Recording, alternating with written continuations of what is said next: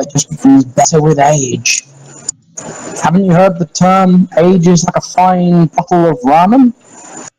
Yeah, but like, is it sitting in an open bowl? Because you've taken some hits here, sir. Ah, it's probably medieval Tupperware.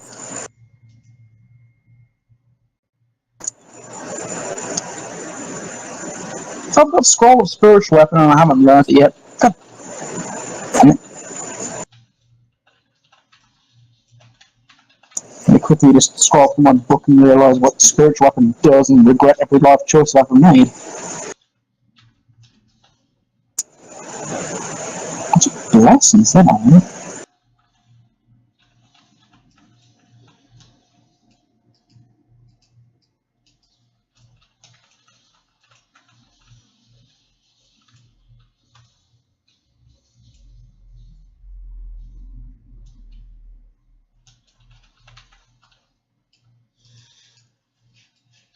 Okay, so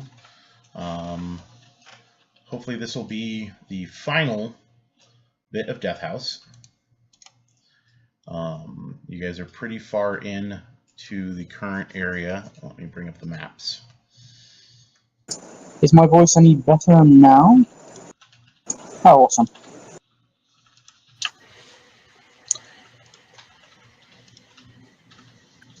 I haven't heard Carla say anything in a while. She's still there? Yes, I'm still here. Wow. Why do you have to be so offended? I was just asking. I keep my mic muted since Dom is here, so it's not so echoey. You're not on push to talk? No, because I have Discord on my phone. I found out that Fantasy Grounds and Discord on this computer is just overload for the computer. How old is this computer? Like, does it have It's what? fucking old. Have you tried adding RAM? That's Microsoft's solution for everything. Add RAM. Okay, so real quick, we're gonna do something a little fun here, just like we kind of did when Dominic's character Erid Torum died, and he came back from the dead with his eyes melting out of his face. So you guys, our intrepid adventurers, took a night of rest down in the darkness of the cultists' chambers, and the sound of the cultists chanting continued throughout the evening. And at this point, you found even if you walk up the stairs back up to the attic, the sound no longer dissipates. It seems to be everywhere. You still can't make out what it's saying. So you can't even tell what language it's in or what they're saying. It's just more like a rhythm. Eric, your character, Andalus. You and Barovia have a bit of a tragic history. You see, your original group that was tricked into going into the mists, and you don't even really remember how long ago. Any memory of where you're from is foggy, almost as if obscured by the very mists themselves. But here's what you do know. You know that you and your entire band of adventurers died. Not in this house necessarily, but you died somewhere out in the realm of Barovia. And you don't fully recall how you died. Once again, that's fuzzy. But within the darkness, within the depths of the Deathverse, you know, that state of being in between life and death itself, the powers of this realm reached out to you and gave you another chance. And you had visions of this accursed house within the village of Barovia that has taken so many lives. And if you are to continue your crusade, the powers have put you to a test. Aid the adventurers that are currently trapped in here in cleansing this house and destroying its occupant in the basement.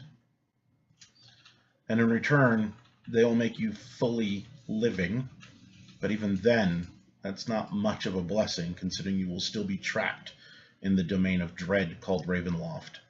And the only way to get out of that is to defeat its master. So to kind of fast forward things a little bit, you wandered into the house, made your way through it. It took you probably the good portion of a day to find the hidden entrance in the attic. The ghosts of the two children in this house kind of showed you the way once you made it to the attic. And you have met up with this party down in the basement as they ready to kind of go forward from here. So as you kind of walk down into this area, you see them kind of, collecting their gear and getting ready to charge forth for the day. You guys pretty much have been sleeping, and resting, and you just got up and you're ready to continue tearing through this horrible, horrible thing, this gross basement, to unravel the mystery of this house, when you see a not ghoulish or spectral figure walk into the room, who looks like an elf with a leer strapped to his back and leather armor. Dun dun dun.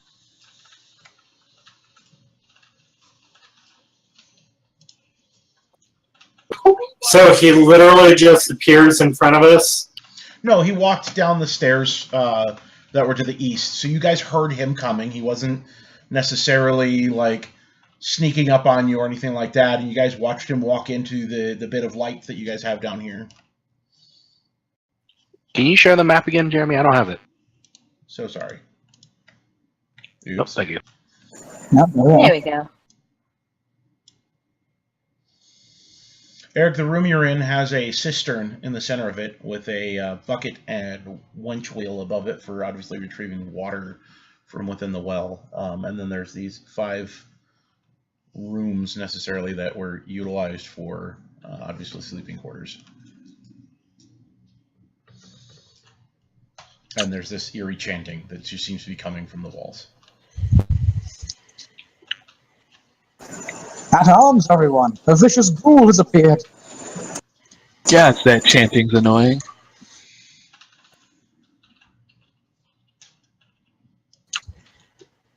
Who is this guy? I don't trust him.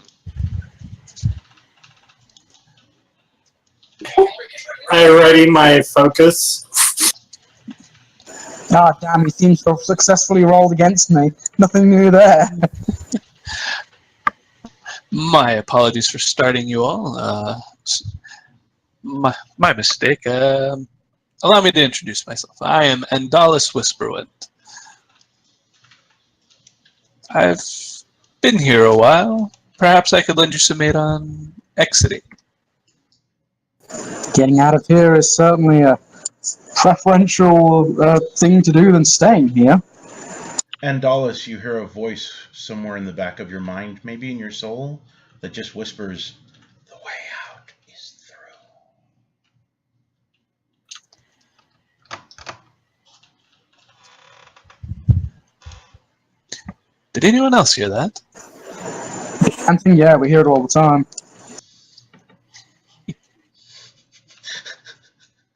How can we trust you?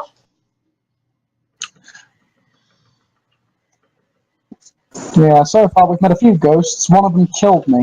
So, Oh, that's terribly unfortunate.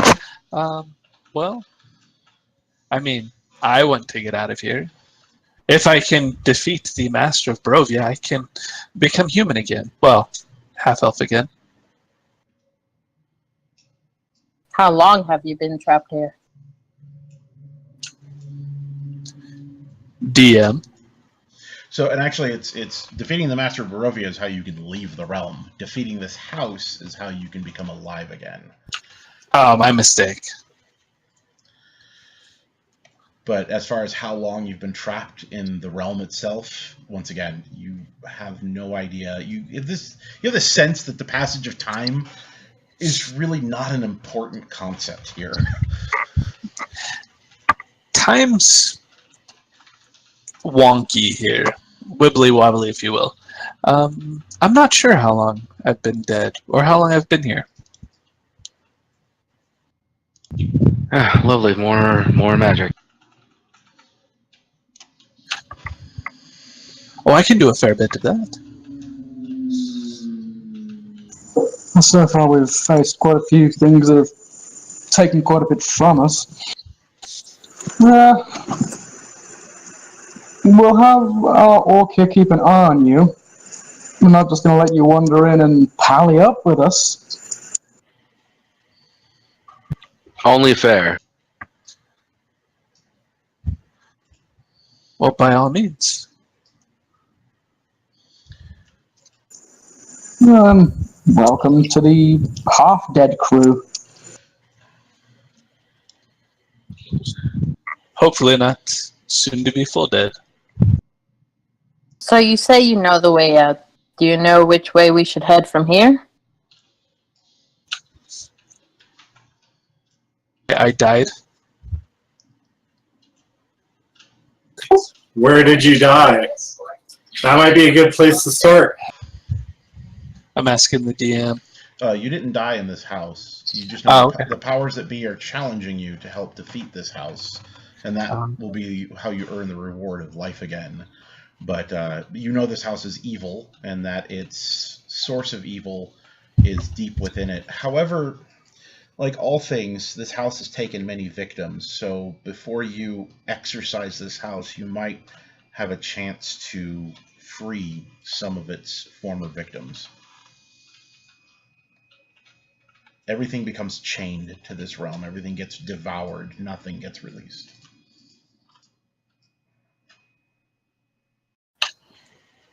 So I didn't die in this house. So I'm not entirely sure. Probably the opposite way of where you guys came from. Nice. That's a great answer. By the way, you guys, now that you're able to see him kind of closer, maybe in some torchlight that you've got set up, now that you're seeing him without dark vision, especially since I believe, I think Zalkin is, Arid's not able to see in the dark. So his skin is incredibly pale, and his hair is currently ghost white.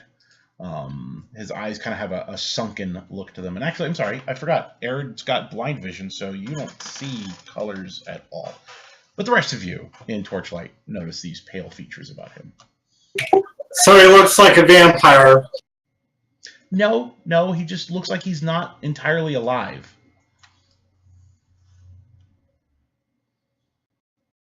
But breath comes out of his mouth, and it fogs up in the air just like the rest of you. Still not convinced. He could be a vampire. Just pretending to breathe. Thinking about it, everything else we've encountered in this place, bar the two kids, has tried to gouge out our hearts immediately upon meeting us. So he's already preferable to everything else we've faced here. Good point. That is true. I'm glad I can laugh without that getting recorded. Alright, let's get going. Okay, so you guys have a few ways you can go.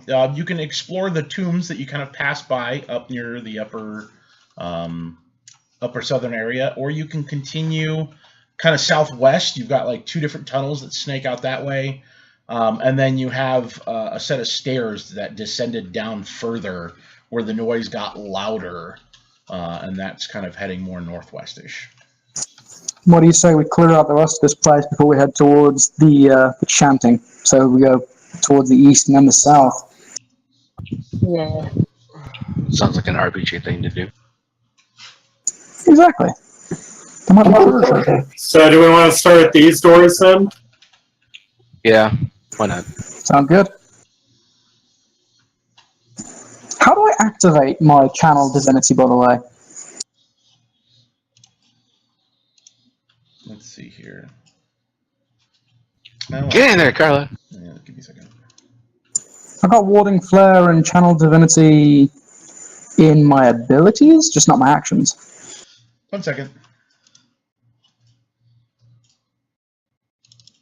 I have to look at how many times I can do warding flare. You can use this feature a number of times equal to your wisdom modifier. Ooh. +3, I can do it 3 times. Huzzah!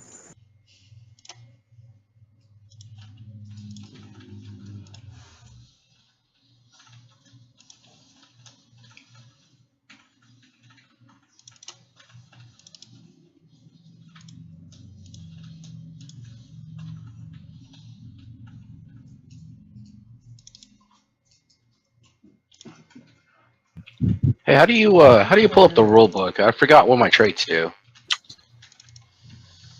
You can go to library in the bottom right corner of your screen, and that should give you access to the source books. Got it. Get out of here, puppies. No. Thank you. No to the puppies. I can't go anywhere until I learn how to become Super Saiyan. And then we immediately retreat and rest.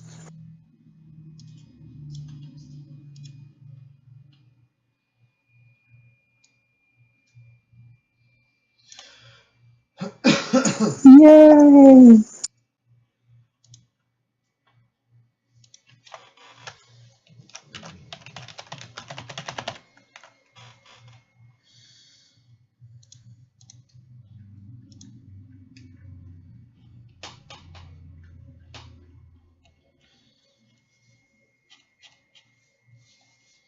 So, for your regular channel divinity, where you attempt to effectively turn undead, hold on.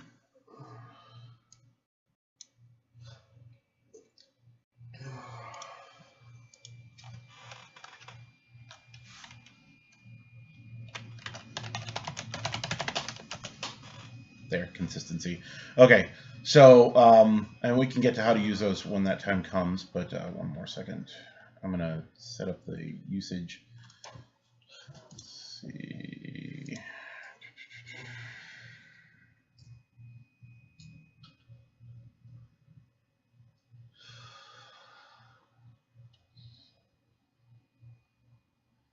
Right now, you can only use it one time between rests.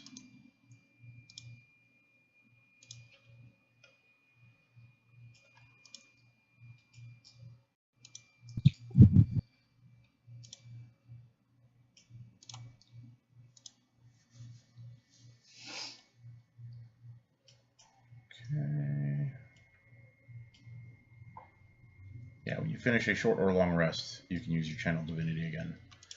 So I created a little usage popper on it. I didn't realize my saving DCs were that low. Should my constitution be... Hold on. Oh, okay. Yay!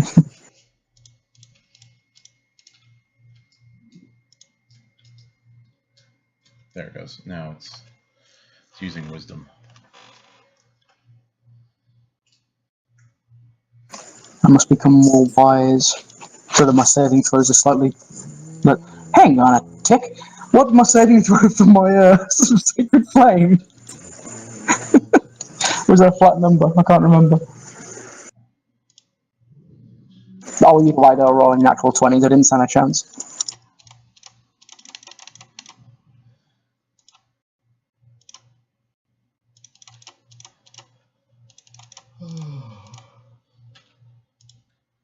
Now the ability was set to wisdom, so yeah.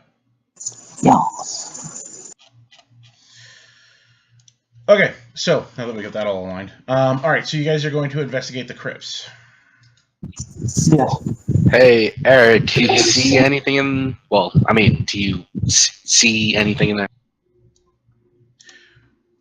Well, so since Ekris is kind of in there first, what you're able to see is the slab you're in front of is etched with the name Rosavalda Durst. You can move the slab out of the way if you'd like. That will require an athletics check. And if anyone has a crowbar, that will grant advantage on the check. I might have a crowbar. So I do that athletics I have a crowbar. to move it. Yeah, but hit the ADV button down below for advantage in the lower left corner because Zalkin is loaning you his crowbar. Okay.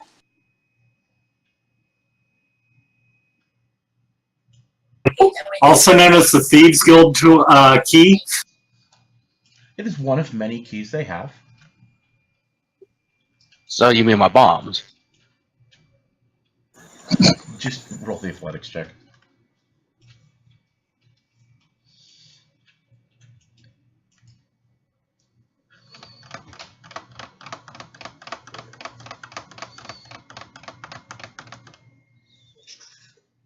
Nice. Okay.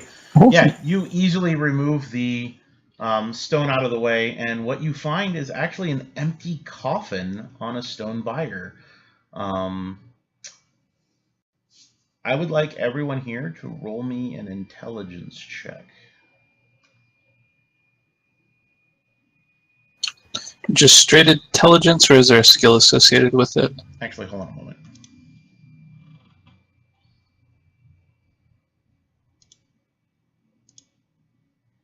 No, don't roll anything.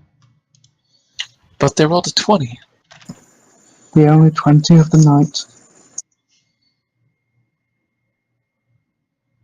Cool. So 3 out of the 5 of you succeeded in this check. What you guys remember is the remains of Rose and Thorn are upstairs in their room. They were trapped in there, and that's where they died.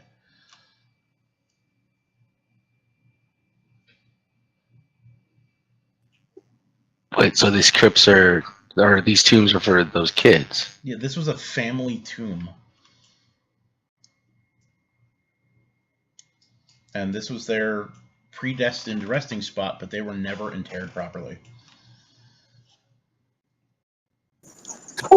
Should we inter them properly, since we've got a priest and the tomb and the bodies upstairs? Yeah, that's what I was going to suggest. Once we've defeated whatever's down here, we can lay the kids to rest. Yeah, I figured we should probably do that. Yeah, the crypt has Thorn's name on it. I guess we can assume what's already in there. I'll pretty much just fast forward so you guys easily can pop it open, and sure enough, it's empty as well. Yeah. Yeah, you guys are literally like right around the corner from the stairs that lead up to the room where their bodies are in. Do you want to inter them now? I think we should take care of whatever is down here first. I would like Arid and Andalus to roll me a religion check, please.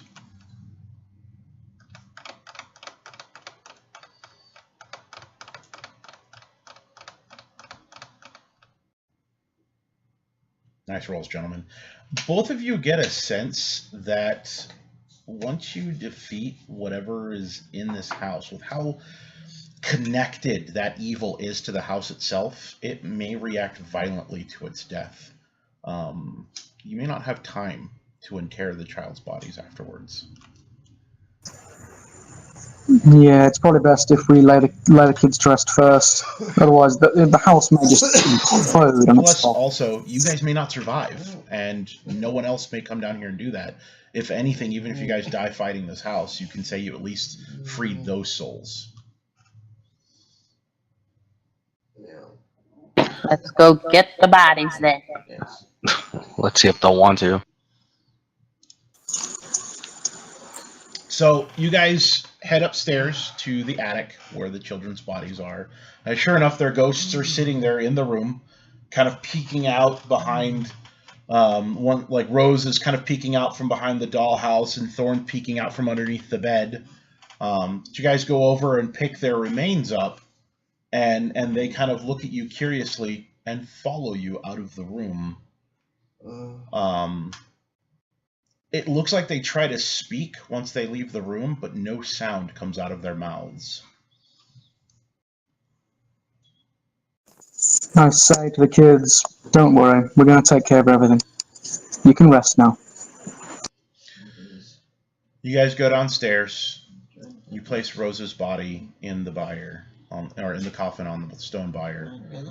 And as soon as you seal it up, you kind of see her ghost kind of look at you all for a moment. And she just seems to be enveloped in a pale light, and then slowly fades away. You think she was The smiling. guide these souls.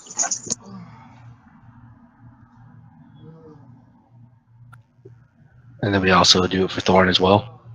You put Thorn's body in the crypt, and Thorn's sitting there holding a ghostly version of one of his teddy bears. And he kind of looks up at you all and kind of wipes some of the tears that have been staining his face. And as he fades away, he kind of drops the bear, and there's this spectral bear just kind of sitting on the ground.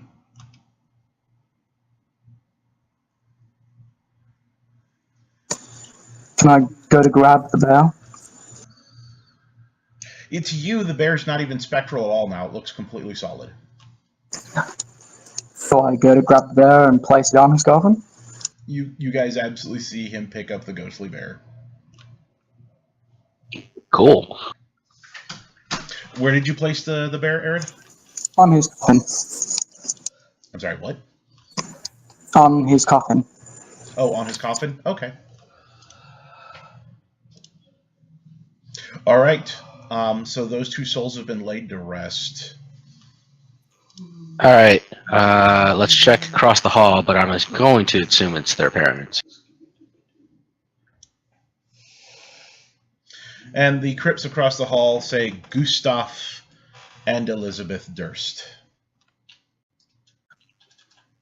Probably shouldn't disturb them.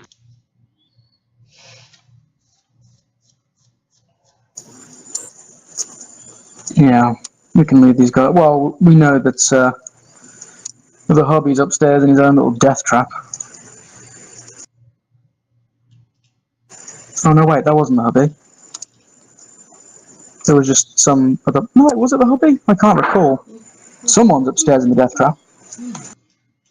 It was the nanny that attacked you upstairs. That was the ghost. Oh yeah, the nanny attacked me. You got killed by the help.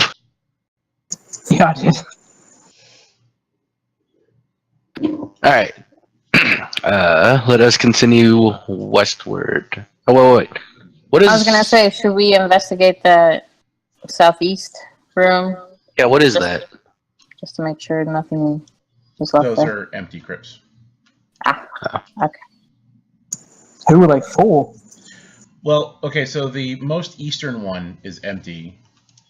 And there's nothing on the seal. The southeastern one in that room was actually Walter's crypt, and it is empty.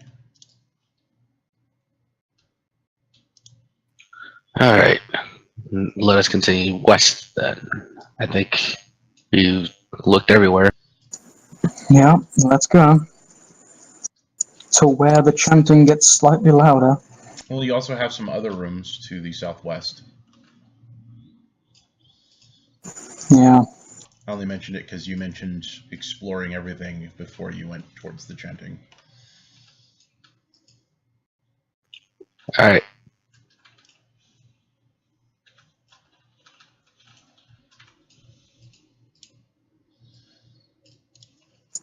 And what are these stars? This room is festooned with moldy skeletons that hang from rusty shackles against the walls. A wide alcove in the southern wall contains a painted wooden statue carved in the likeness of a gaunt, pale-faced man wearing a voluminous black cloak. His pale left hand resting on the head of a wolf that stands next to him. In his right hand he holds a smoky gray crystal orb.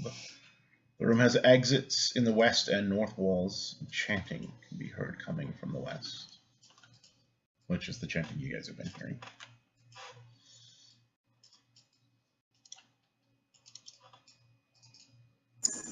Interesting. Oh my god. I really want that crystal, but I really don't want to walk up to that crystal. Oh my god. When you grab a coin, you can shoot out rainbows from it.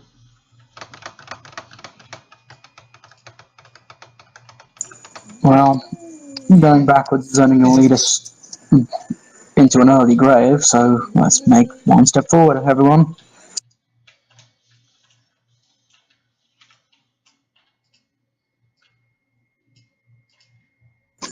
Come on, Zalkin. Yeah. Andalus?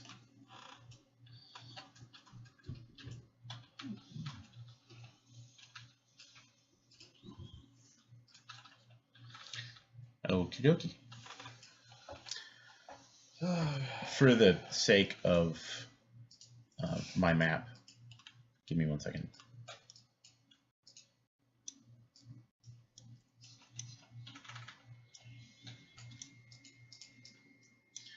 Yeah, that'll work.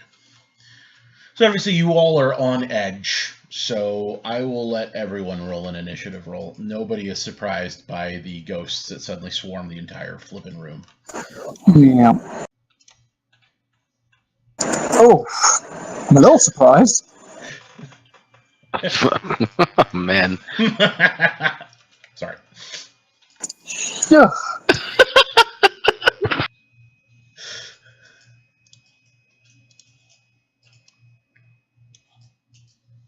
And there are actually two that rolled worse than us. Incredible! Okay, so you guys watch as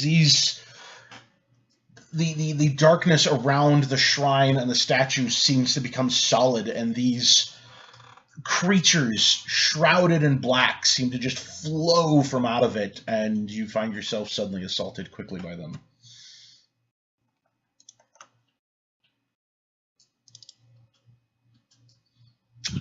Ooh. Damn. Ugh.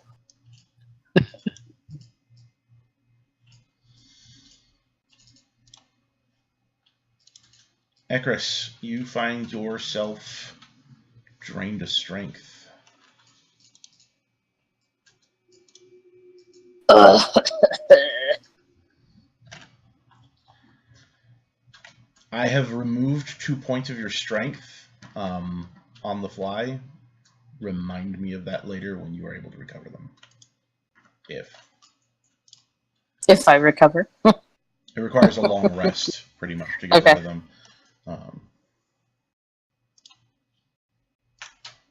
Berlioz, it is your turn. Also, don't forget, gentlemen, you can target the creatures when it is not your turn.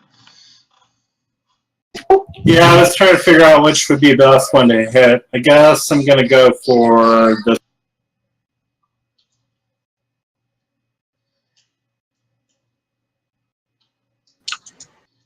That struck true.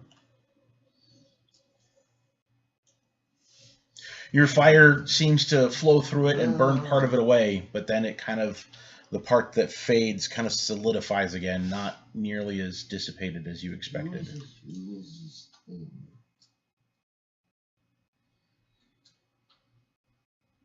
Also, don't forget when you're done to go ahead and hit the, yeah. Yeah, And you go into rage.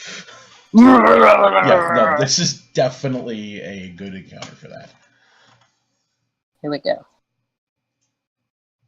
But you miss. Oh my gosh. Darn. Do I still have the option to... You do not want to move. Okay. Yeah, you're in a really bad situation.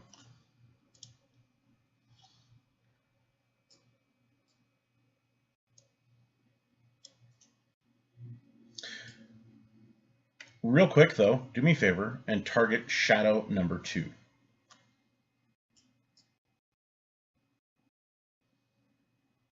Which would be the one I moved. Wait, who are you talking to? Ekris. Untarget Just... shadow 1. Okay.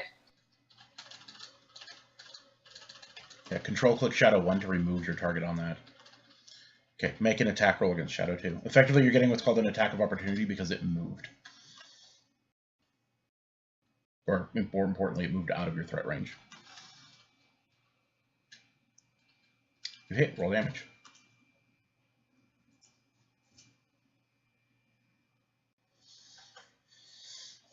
Take that!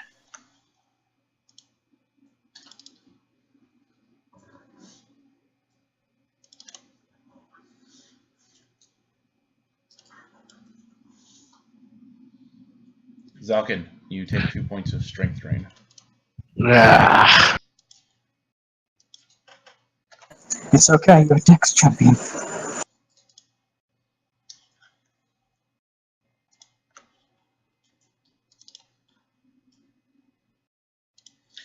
All right, Zalkin, it is your turn.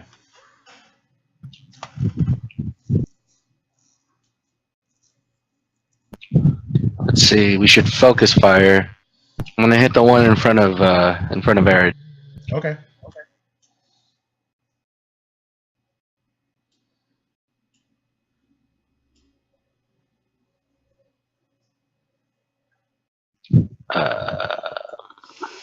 Hold on. There it is. All right. I'm gonna use the silver short sword. Okay. Nice. Don't forget to add Very your sneak attack nice. damage. Yeah. Woo!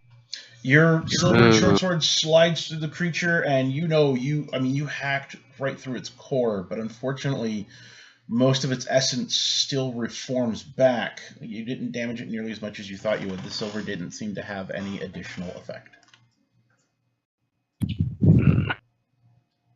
Right, and if that is all, be sure to hit the end turn button.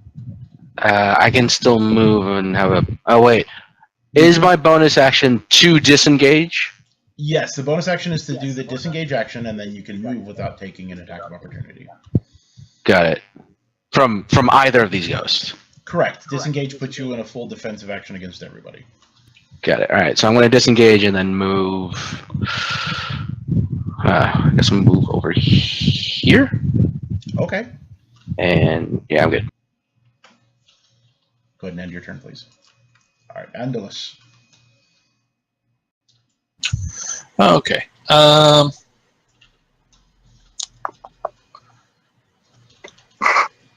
Let's see. Bardic Inspiration is a bonus action, isn't it? It is, and if you guys are focus firing, you may want to target one of the ones that have already been damaged. All right. Give me just a sec. Okay.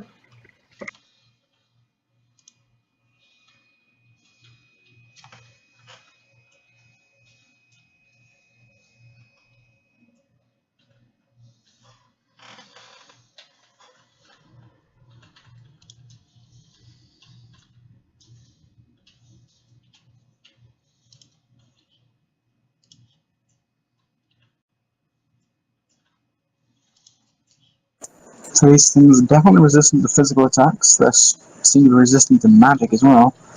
Alright, sorry about that. Okay, so what you're saying, if we're gonna focus fire, I should target one of the other ones?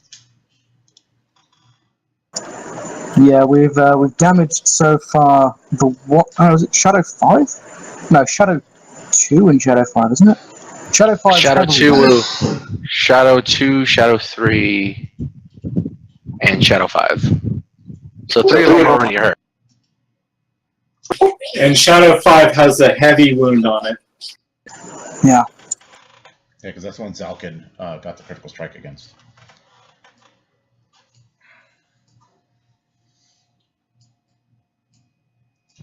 Above accursed.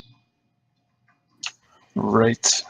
Just looking to see if I have anything that I prepared that would allow me to.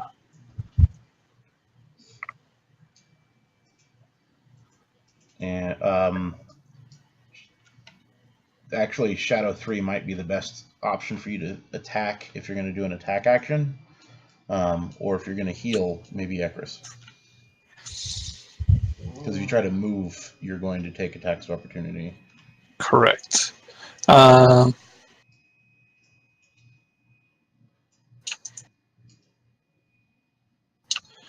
will do Healing Word. Since you're within melee range of her, Or and you've Cure already Wounds. yeah, if you're going to hand out the Bardic Inspiration as a bonus action, it's better to do Cure Wounds.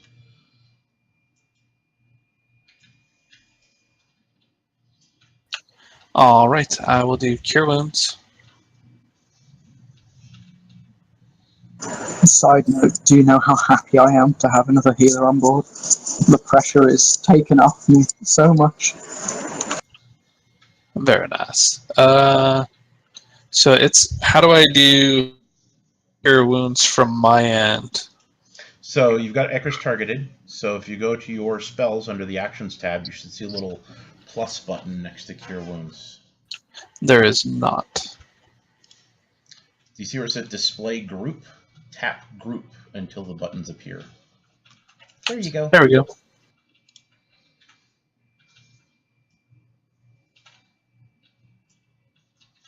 Perfect. Nice. Awesome.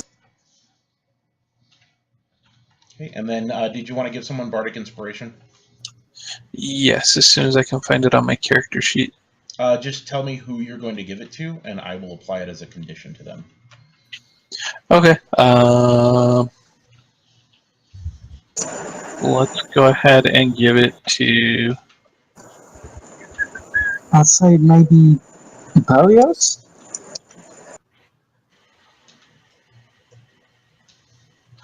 Yeah, I'll give it to Barlios.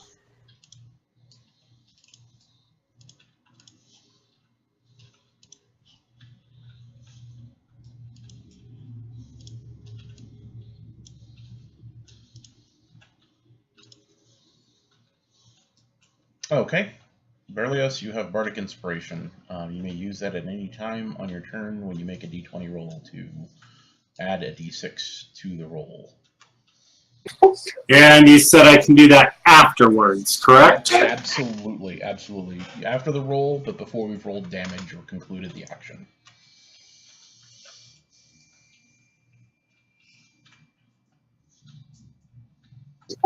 Okie dokie. Thank All right, you. Andalus, if you are done, go ahead and end your turn. I think I could trust this guy now. At least slightly more. Now Sacred Flame is one of your best weapons. Yeah. However, I'm just gonna channel my divinity. I'm not just gonna go Super Saiyan. Do I need to target every last one of these little smegs? You're doing a turn undead, right? No. Radiance of the Dawn. Yes, you do need to target all the ones within range. Hold on. For all in range, it's a 30-foot radius. And the furthest one away is 10 feet from me. Yep, target all of them. Jesus Christ. Get it! And then just roll damage. Or Okay. hit the damage button.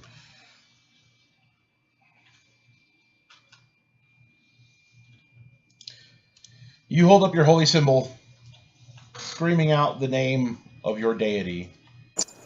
Thunder! And all of the shadows hiss at you in pain, and two of them are completely obliterated by the daylight now filling the room. For a moment, Andalus, you feel warmth against your skin again, and your heart beats for a second, and then it quickly fades. You said Cure Wounds is a bonus action, right? Healing Word is a bonus action. Cure Wounds is a full action. I will take that bonus action to heal Equus up a bit. Okay. Use Healing Word. Nice. Ooh. Okay, and if you're done, go ahead and end your turn. Thank you, thank you.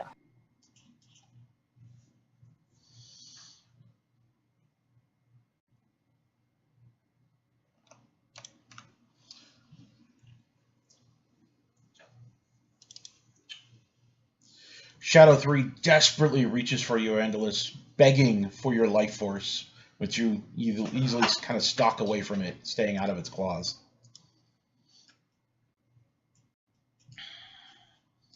Accursed, the one that nailed you before, is desperately clawing at you, trying to get to your heart. But you're able to dodge it this time. Keep going. Berlioz. Feedback. Hmm. Counseling feedback. Finish him, Berlioz.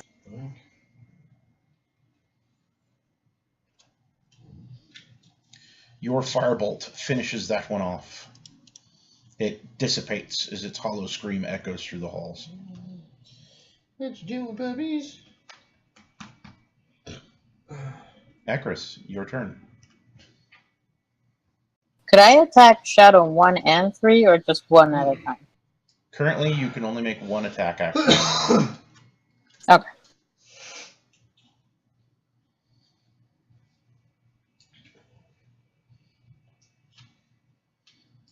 Either one of them is a good target, so it doesn't really matter. Shall use Your axe Nice! strikes partially Nice. resisted. You shred into that one, still not quite destroyed, but you definitely see more of its essence dissipate. And what strikes you as odd about swinging your axe through these is it feels like you're swinging your axe through the air. They don't feel like they have any substance whatsoever. That's strange.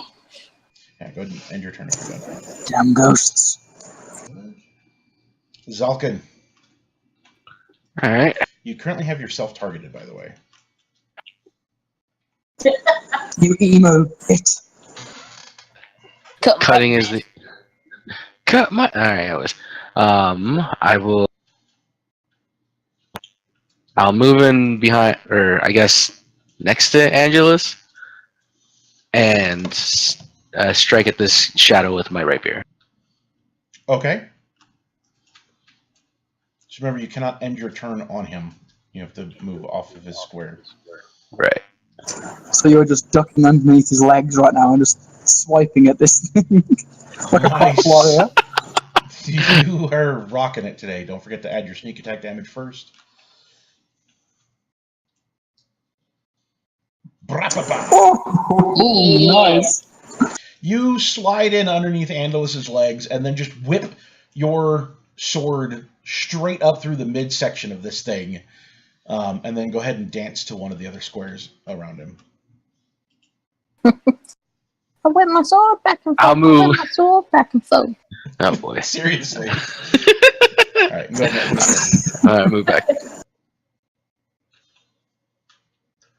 All right, Angelus, you watched the little halfling pull some shenanigans there.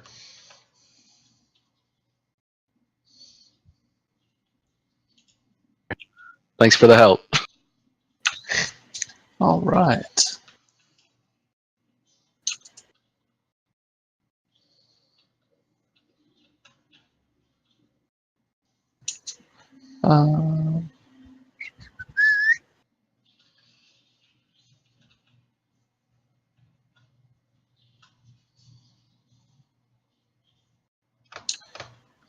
Actually, I'm not going to move there.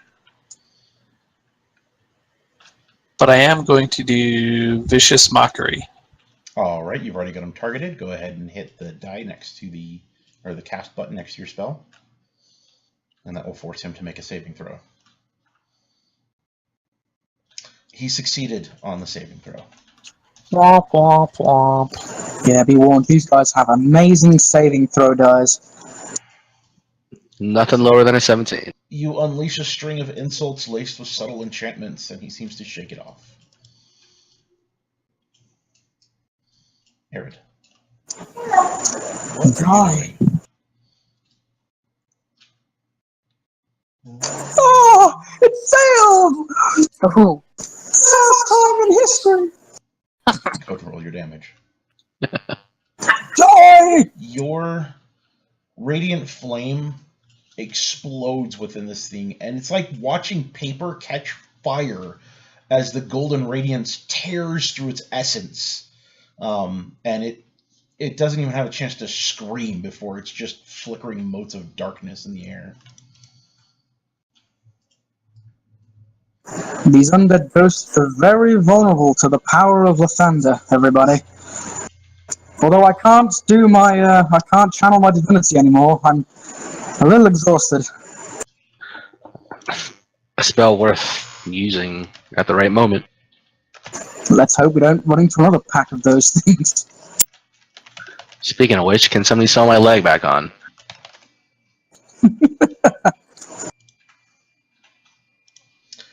I left my sewing kit at home. I can spare you if you die. It's mending on him. Should we... Alright.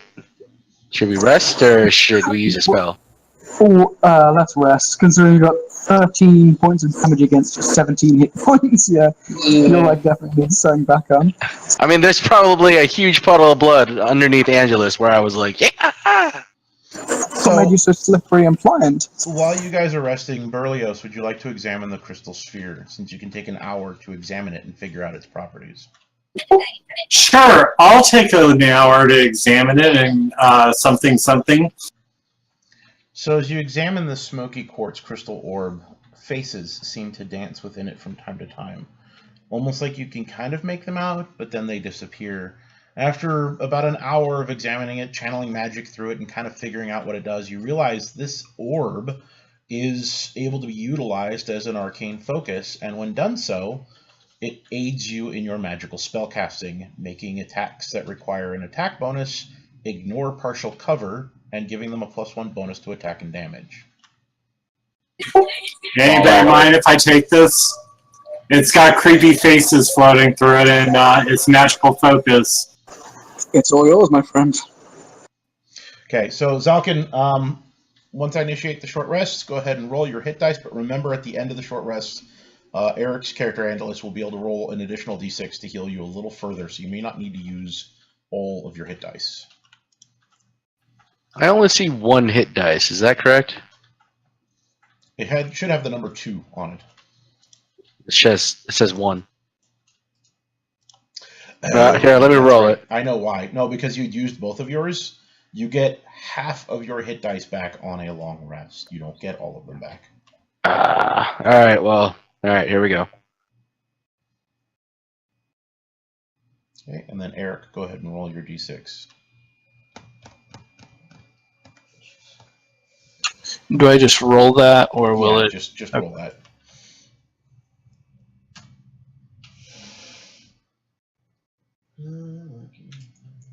Come on, 6. Natural 20. Did it not show up in there? It did not. You need to roll it over the chat window. I did. It did not show. There it goes. It's better than nothing. I have applied the 2 extra points of healing to Zalkin. All right. And you said the 2 or the +2 on the strength, we don't get back until after a long rest? Until after a long rest. Okay. Man, that ghost did a number on you. Like I'm one to talk. What was next to the, you said there was it a skeleton or a statue with a black cloak? This is a statue. It's pretty much a kind of weird statue of a tall figure with a wolf next to him, and he's wearing a black cloak, but you can't really make out too many features. It's very poorly done. The main thing was that crystal orb. Gotcha. Shall we inspect these bones a little closer? Damn They are bones. poor victims that were chained to these walls and died a long time ago. I lay them all to rest. Or at least pray for them.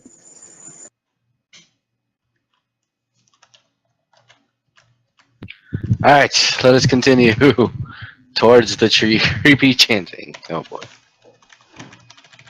Yep. Give me a moment.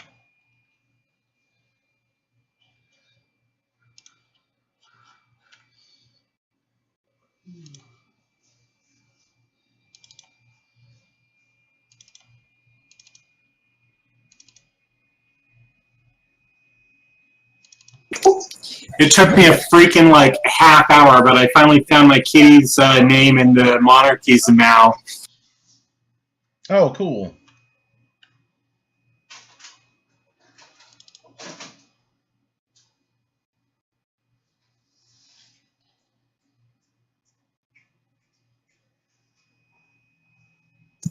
You trying to get those bad rolls out of the way, or?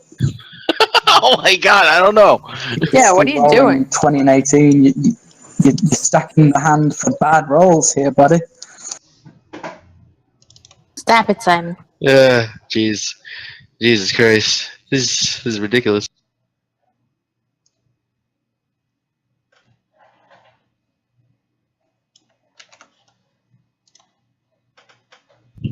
Do I need to, subtract...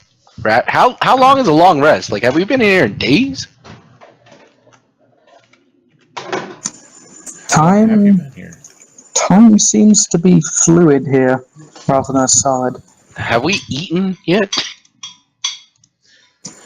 You guys have taken a total of 3 long rests while you've been here, so I would need to make sure that your rations have depleted that much. You all should have 7 rations in your inventory. Also, Berlioz, if you look now on your character, you have an Orb of the War Mage, so you can go ahead and click the shield to read its description if you'd like. We lost an Elders.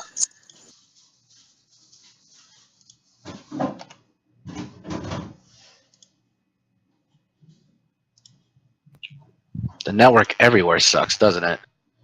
I don't know. Ours is pretty strong. It's the computer that sucks here. And I've added the +1 to your bonuses under your first level spells and cantrips. Eric's connection was acting a little silly to begin with earlier, so he'll be back as soon as he can. Okay. I can't wait till we find something that's good for clerics. Yay! Oh, if you guys survive long enough, there's an amazing thing that's good for clerics in this module. It's not in this house. Damn. Is there a legendary dagger of steel and stuff in here somewhere? You've got an old dagger that pokes werewolves. Onward! So if you guys want, you can kind of go onward, or you can loop back around, however you want to do that. Not much, I would say. Yeah, I say let's continue. Okay, go ahead and put yourselves in the marching order.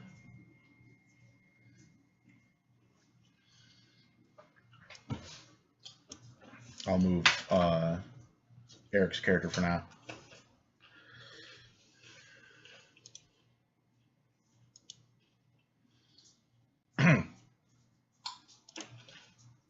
You creak the door open slowly. Do we hear anything? 1 second.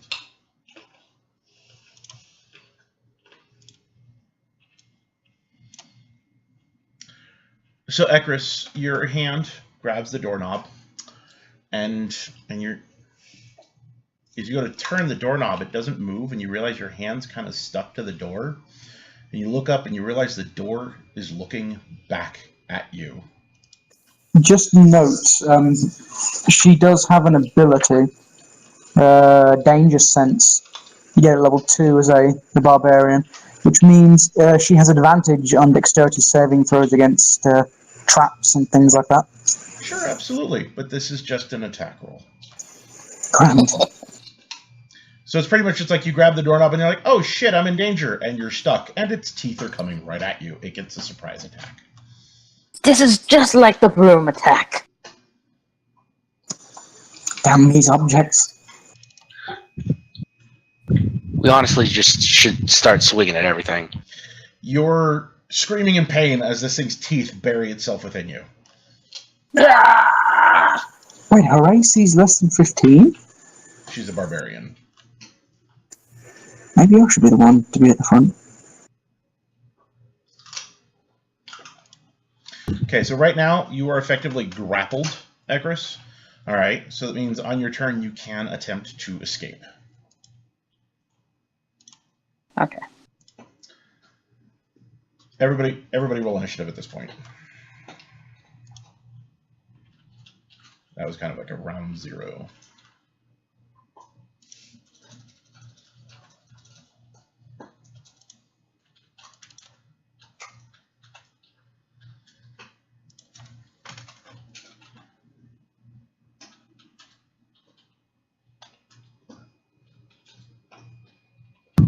It's always mimics.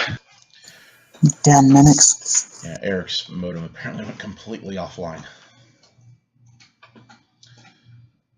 And it looks like he actually has the initiative. So he's actually going to do vicious mockery at the mimic, since he can't really do anything from where he's at. But he will actually also give a... Hold on, he's going to do Bardic Inspiration. Let's see...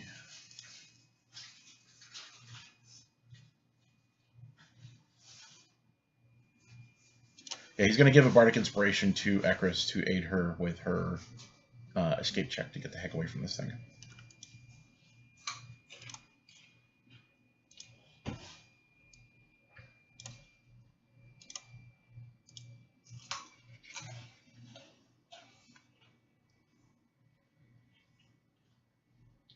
Perfect.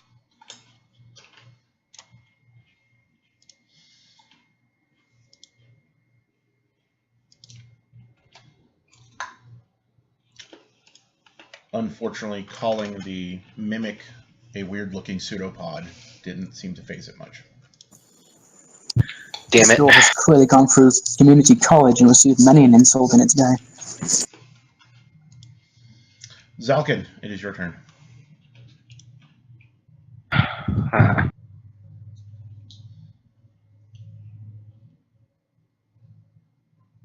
What I would recommend is move onto Andalus' square, make a shot with a -2 against it against the mimic, and attack it.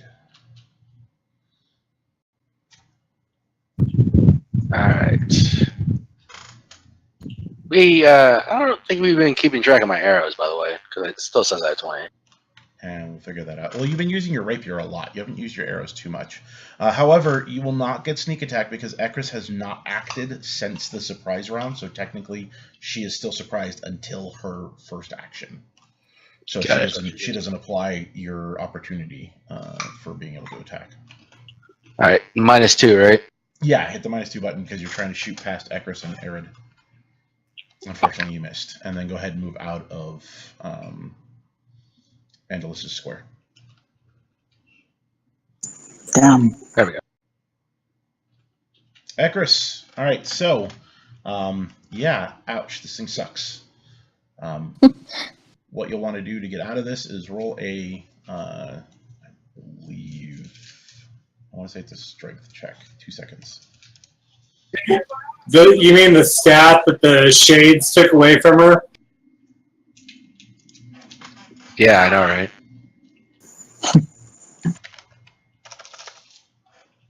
Wait, you can shoot around corners or something, can't you now?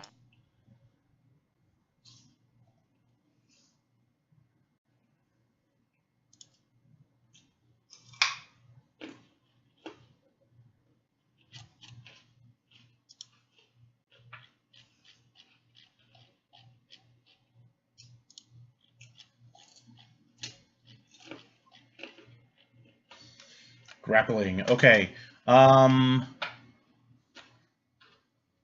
Yes, do an athletics check, Ekris. Okay, and then add that bardic inspiration. So just grab a d6 and roll it into the chat window. So you barely pull your hand off of this thing. I mean, it hurts like crazy. And now if you want, that took your action to do that. You can try to move away from this thing to give yourself some distance. It will get an attack of opportunity with its pseudopod as you attempt to do so. Okay, should I move to the one right above Aaron? Yes. Oh, Alright. So as you turn to run away, it smacks you in the back of the head, and you collapse on the ground unconscious and dying.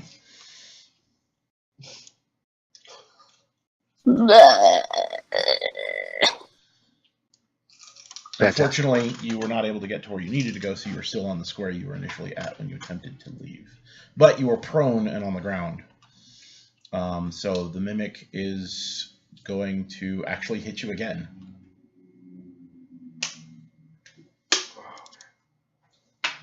And it missed. Damn it. Wow.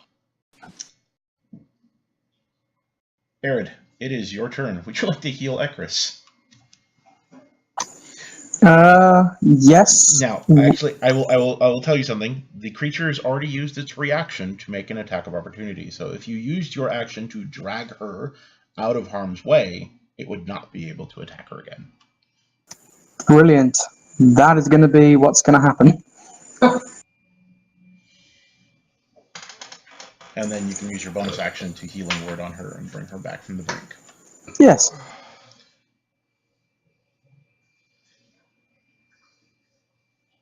Okay, so target her and hit her with healing word. In the face. 5 points. You are conscious again, Ekris.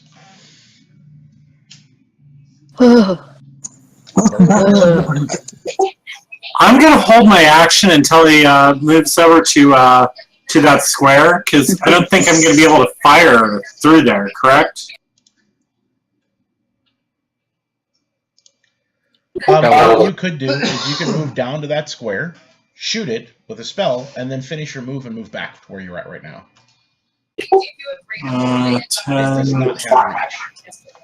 But does accursed count, or arid count as difficult terrain when I pass through? Yes, he does, but that's not that much for you. Okay. Like that was 15 feet, and then the rest of your movement would be moving back. So that's perfect.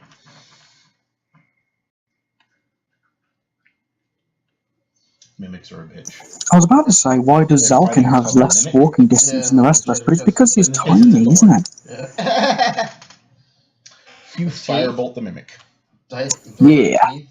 Yes, a door with teeth.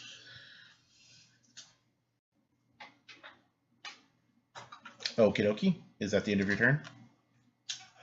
Sorry. All right. Andalus is going to pretty much do the same thing. Actually, he can do that from where he's at. So this guy comes into the house with us and insults everything and heals us. Yep. Yes. He's a good guy. So apparently the mimic isn't affected by being called a slimy tentacle thing from outer space. Fantastic. This thing knows its insults.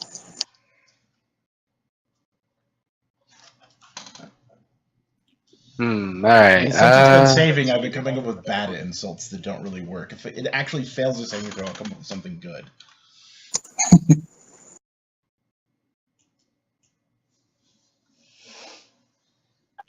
Alright, so 25, I couldn't move in, do a melee swing, and then move out, could I? You can actually move through ally squares as if it was normal because you're small. It doesn't count as difficult terrain for you. So you could actually move to the square south of Berlioz, make your attack, and then move right back to where you're at. You just don't get sneak attack because no one's adjacent to the thing. Now, if you wanted, hold on, go back. You could use your bonus action to do a cunning action and make the hide check, and then spring out with advantage, and that would add your sneak attack damage if it fails to see you. Cool. Alright, let's do that. Roll stealth.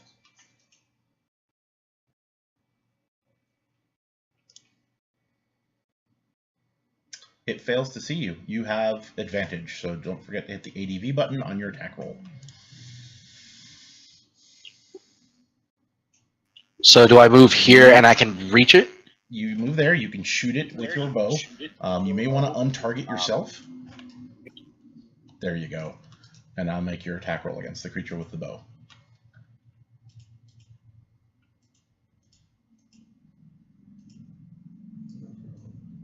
That is hilarious. You suck. You snake-eyed an advantage attack. Wow. This is karma because you've been rolling natural 20s left and right all night long. So that's two natural ones. Was that an actual one? Or? There was two of them. You rolled 2 ones, which are an automatic miss. Can I have the lucky trait. Can I use that? Son of a biscuit, you can. So just make another attack roll without advantage. All right, hold on. Please be a natural 20. Oh well. How happy are you right now, Joe? I'm pretty happy. All right, now go back to your square. And back to where you belong, midget. Those 2 rolls that you did earlier could have been used here, Simon. All right, Ekris, eat me. It takes half your movement to stand up. if you want, you can then turn around and attempt to move at the door again, because you'll have enough movement to barely do that. But then you'll be putting yourself back in harm's way, or you can just kind of hang here. Your choice. I'm gonna hang here. Okay. Ready in action. Yeah, can she prepare to swing? You can absolutely prepare to swing once the thing is visible around the corner if you want. Yeah. Okay, you will have a -2 to hit it. Mainly because Arid's in the way and it'll have partial cover. Okay. Okay, Like, but you don't have to say, you just say that you're preparing your action. You don't have to do anything on your part. Just go ahead and end your turn. okay. The mimic Oh, absolutely beast. appears. Accursed, go ahead and use your reaction to attack the stupid thing. So -2, and then attack it. Yep. Now, since roll- it's just- turn, could I use rage or no? No, you can only use rage on your own Okay. turn. Okay. So I'll use the great axe. And you may want to save your rage. What does that mean? You'll need it. Ah! It means we've got more trouble. Yeah. I missed. Accursed, as it comes around the corner, you see this pseudopod bending off of the weird toothy door with eyeballs as it swings at you. And misses. I was about to say, it should be hitting me, not Ekris. Sweet vengeance time. You may want to not... Yeah, there you go. Drat. It barely saved, if it's any consolation. That's true. Berlioz. Is it the? And Berlioz, you have Yeah. no negatives to fire past your allies or anything now with that award. Ah.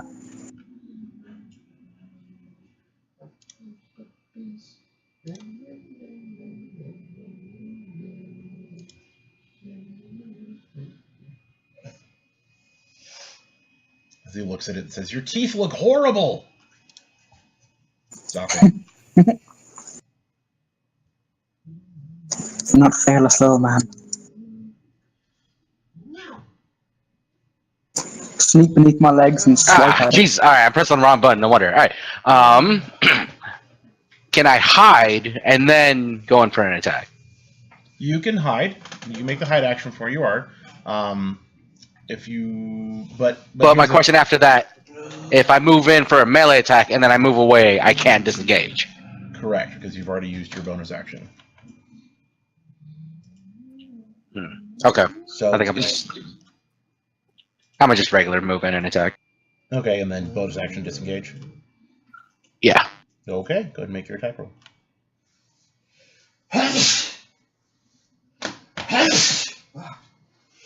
Strike true, tiny man. You hit. Woo! Add sneak attack damage.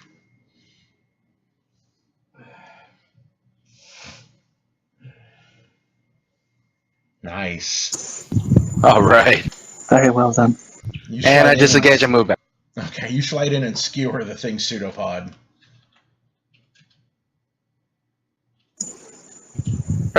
Yet it's still only wounded. This is balls. Don't forget you're at a -2 to hit it. Go ahead and continue beating on it with your axe.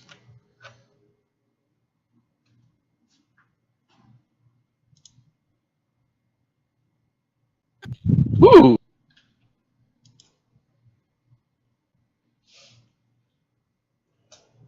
Fantastic. Okay, perfect.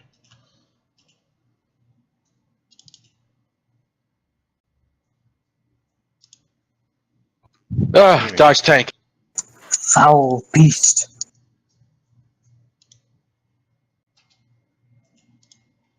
Damn.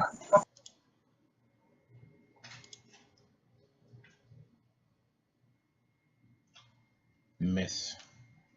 Everything's so dodgy.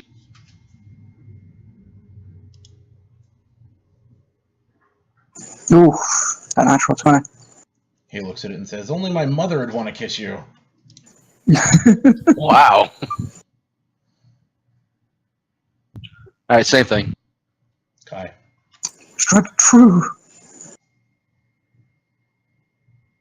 You all have a halfling running between your legs, dodging and sliding and parkouring around the floor, and stabbing the living crap out of this thing.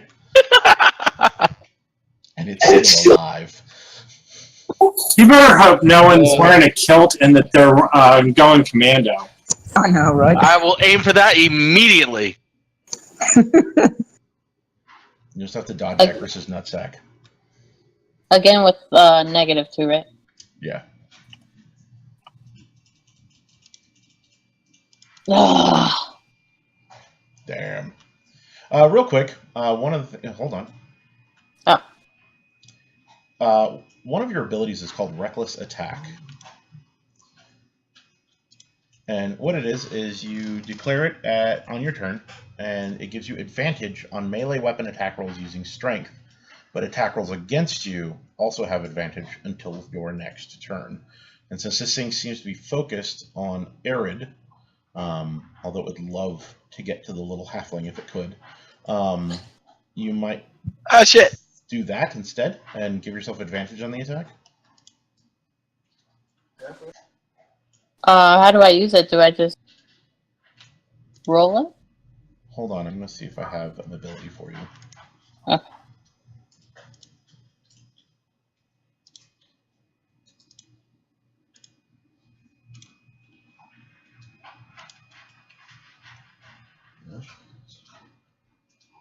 I do.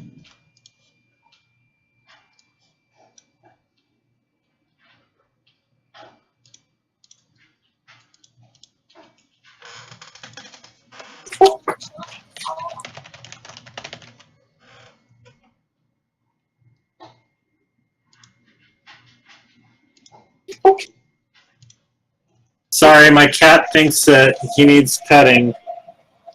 Okay. Cats always need petting. So if you look at your actions tab now, you have something called Reckless Attack. Little Velcro kitty. Yeah.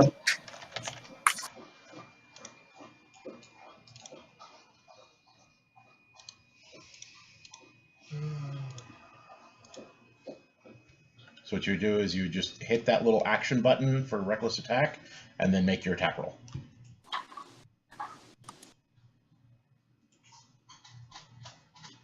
And attack roll on Yeah, just the mimic? Yeah, you don't even have to hit the advantage button, just make your attack roll.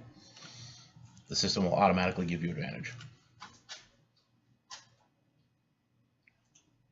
Which one's the attack roll? Is it the one right next to reckless attack, or am I doing the attack roll for my great axe? You're just doing your great axe. Oh, okay. Cool, you hit. Hey. So the cool thing about Reckless Attack for you is that it's giving you twice the chance to roll a natural 20, which for you is amazing because you're a half-orc, and natural 20s give you an extra die of damage. Mm-hmm. Okay, now go ahead and advance your turn. What is this thing made of? Adamantium mithril compound. It attempts to bite you, Arid, as its teeth kind of lunge forward. You're kind of wondering how the heck teeth move like that, but you dodge out of the way. Oh, thank God for the dodge tank. You are a dodge tank today. Although in my defense, you do have a shield. Yes. So you're not really a dodge tank so much as you are just a tank. Good point. Feel of them. Good priest.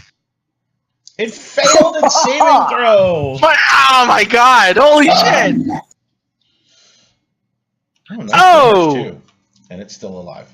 But your sacred flame burns this thing, searing its woody-looking flesh. And instead of looking like burnt wood, it's actually starting to look like seared insides. And you're seeing that outside of a door really is just a mimicked property. Underneath is organs and flesh and gross tissue. This foul creature is disgusting. Very much so. Berlioz. And Berlioz. It screams in pain as it's flailing about. It doesn't look like a door at all now. Now it just looks like a mass of flesh and tentacles, teeth, and a pair of eyeballs. This foul So- creature is also quite sturdy. And all's Andalus says, "What the fuck are you?" And it screeches in pain and dies.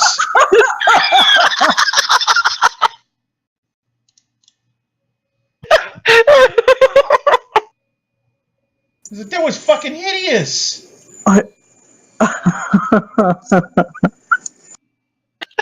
So, like, I What got nothing. even? Holy shit. I love after all that damage and all those insults, just goes like, ew, and then it dies out of, like, shame. Think you heard it as it's dying, going, me, me, me, me. Oh my god, really? Jesus. So here's the worst part: as it kind of collapses to the floor and kind of squeals its last, and kind of makes this weird farting sound as it dissolves. It implodes on itself as if sucking inwards. And when everything's said and done, the slight slimy explosion in this small hallway is just more from like acid and spittle on this thing. But there are no remains left, as it has been banished from this universe. Good riddance. Ugh.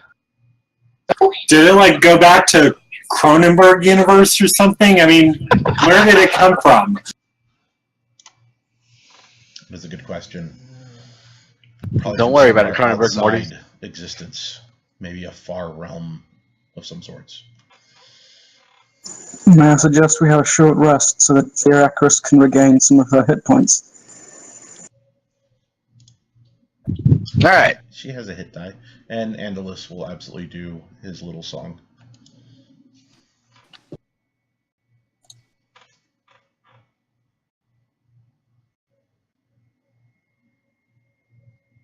So I could roll one of my hit dice. Yeah, I'll do the short rest thing.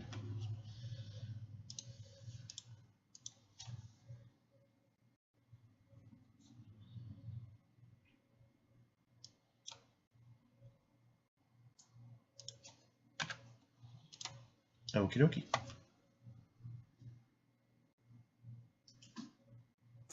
You only got 8 points of damage onto you now, that's not too bad. How about I Alright. stay in front? Bonus.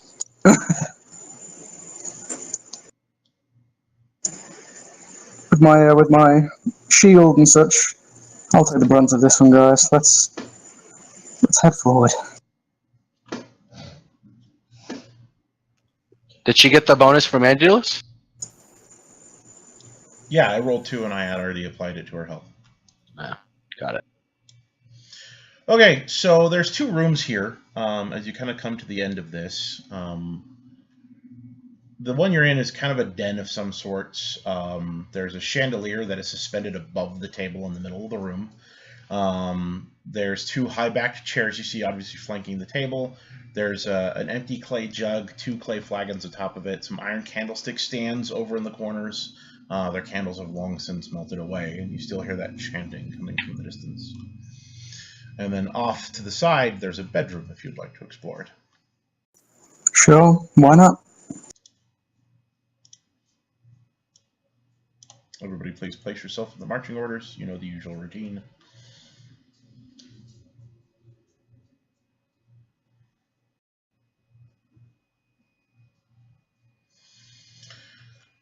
So you see this room contains a large wood-framed bed with a rotted feather mattress. There's a wardrobe over that's kind of close to you, Arid, that's against that wall there. At the foot of the bed, that looks like there's some sort of footlocker of some sorts.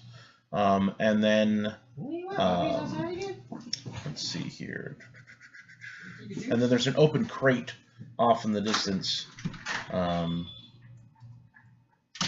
that has a leather sack inside of it.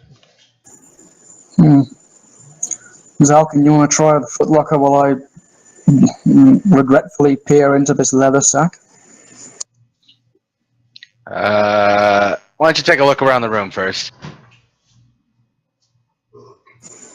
You mean with my 20 perception? Yes.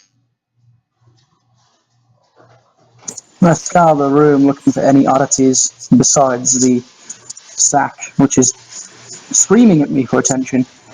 The footlocker and the open, or at least somewhat open wardrobe. I search for any little traps, as I'm aware this house is littered with them at least.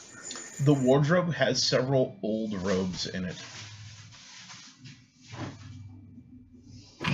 I don't know, guys. How about the Are footlocker? there enough robes for us to wear to sneak down to the Gregorian chanting room?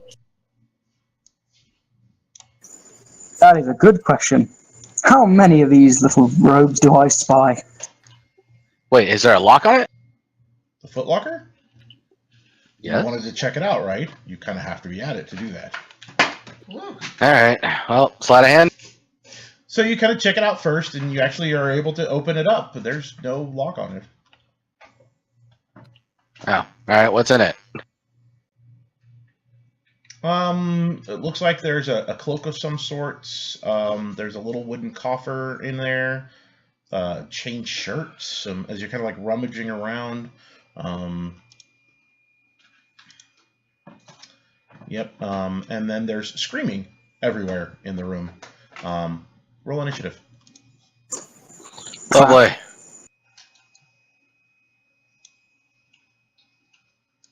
Oh, that mighty 7. Oh, hell. Oh man.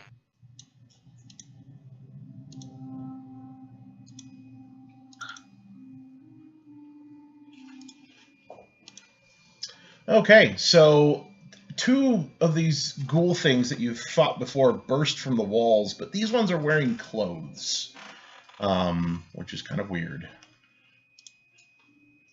The one right behind you, Zalkin, is wearing a dress. Zarkin, as quickly as you can, get behind me. You dodge out of the way of her attempting to bite you. Run, run. Alright. Sword shake was a good time. So what you can do here is you could make an attack against her and then disengage and run to the other side of Arid. Yeah, I'm a stabber. Stab. Go for it.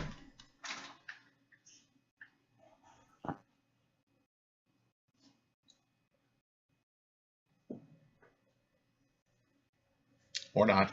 Oh, roll again. You're a halfling. Your natural ones are my power. Alright, sneak attack or No. how?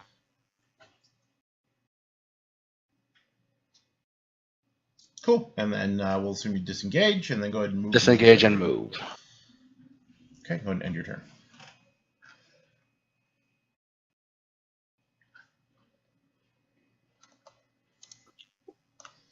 Hey, it's the parents. Correct. The dust. You think we could talk them out of it? I doubt it. That And is Will some just sort kind of of yells across the room, "You guys are horrible parents and your kids died from it." And like the father kind of screeches like, don't judge us. Damn, that's harsh. All right. Yeah. Only 1 point? A little too harsh. I want to turn it down there, Angelus. We don't have that kind of speech in a half-dead crew. Oh, hello. well then.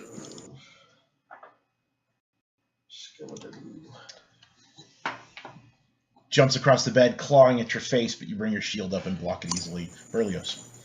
Nice to meet you too. Would you like to meet my friend Berlioz? I'm thinking I've got to actually move in between the two so that we've got like other like movement, right? But that shouldn't cause an attack of opportunity because I didn't like leave either one of them, correct? However, if you use your firebolt spell from where you are or even in between them, because you're adjacent to them, you will have disadvantage on the attack roll. Because it is a ranged attack spell. That's so gay that never mind. Okay. If you move like opposite me and Gustav, you could probably throw a fireball at Elizabeth. That would provoke an attack of opportunity from Elizabeth. What if he just moves first and then fires a it doesn't matter. He doesn't have the. And you still hit. Damn. Nice. Nice. Ooh. You throw a fireball in her face. She is not happy. Yeah, she can choke when she hits the ball. Oh. Oh my. Can I shoot with my crossbow from here to Elizabeth first? Not Elizabeth. She's got way too much cover for you to do that. But you can. But I At, could hit the other one. Gustav. Yeah, you can absolutely hit Gustav. Okay. I'll use my crossbow. Would you recommend rage with this one? Not really. And rage only applies to your melee attacks. Oh.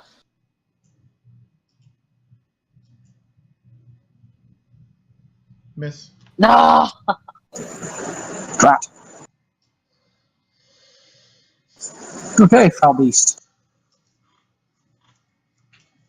Burn it.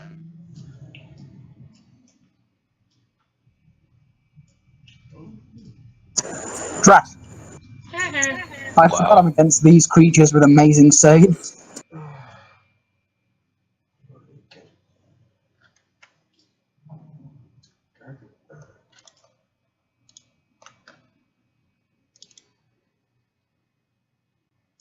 Oh. Jeez. So she claws you. You kind of roll with it, so it kind of scrapes past. It hurts and kind of burns a little. But you kind of like have this moment of panic for a moment as you feel that wound kind of burn a bit, but you shake it off.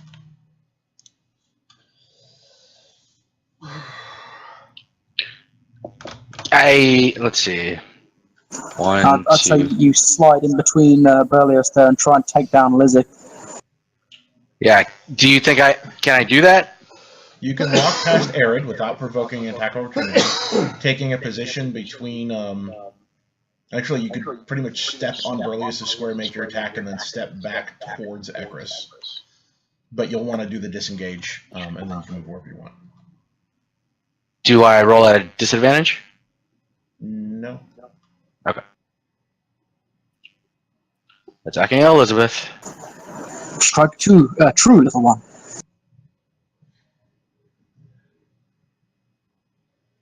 You miss. And then disengage and move where you wish. All right, I'm done. Nope. All right.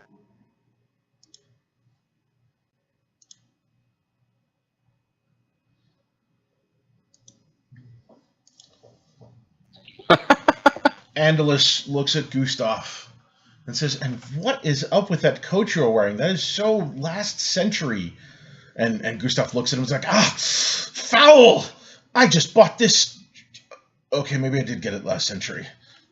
The most fearsome of burns, my friend.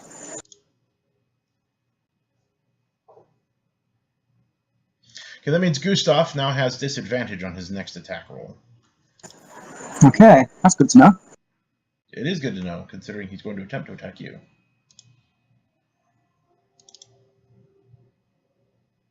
You are so Oh, wow. lucky. You Oh, are wow. lucky. What was the advantage roll? The 19 was the other roll. Oh! Berlioz, it is your turn.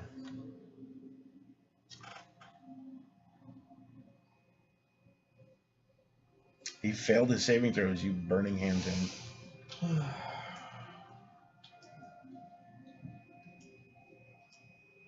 We're just going to assume you angled that burning hands not to incinerate Zelkin. Thank you. Literally, how could I not have? It's not a cone effect, it's a line, isn't it? No, burning hands is a cone. It's a cone, yeah. I'm gonna go for my crossbow again. Same target, Gustav first.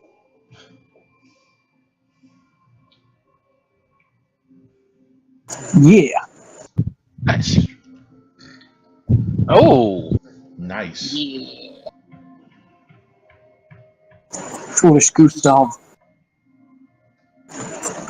I'm gonna try the sacred flame again on your misses. which misses.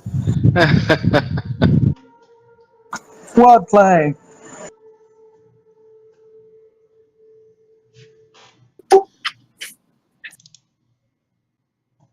Natural 20. Oh, Berlioz is dropped to the ground.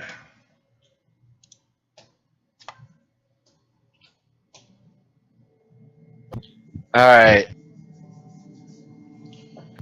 Let's try to take care of Lizzie here. oh God. Kill the foul wench. One job.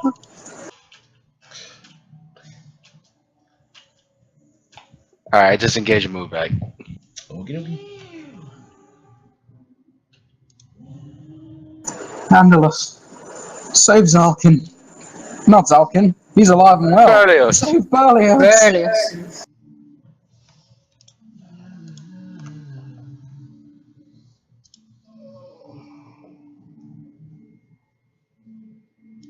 Nice. Damn.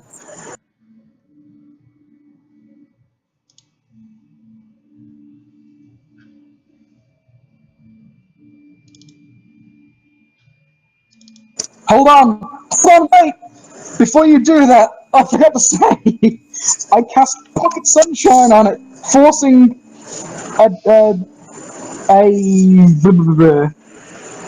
what's the term? Forcing a disadvantage on it. Wait, what are you casting? I am casting Warding Flare. I interpose Divine Light between myself and an attacking enemy when I'm attacked. Okay. On account of I don't want to take that damage.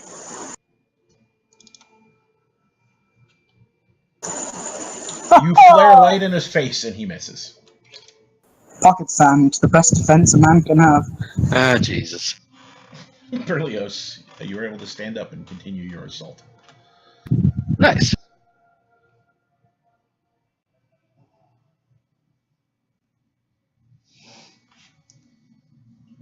So many things in the way. I go for Gustav again. Remember, you're at a -2. For me? Yes.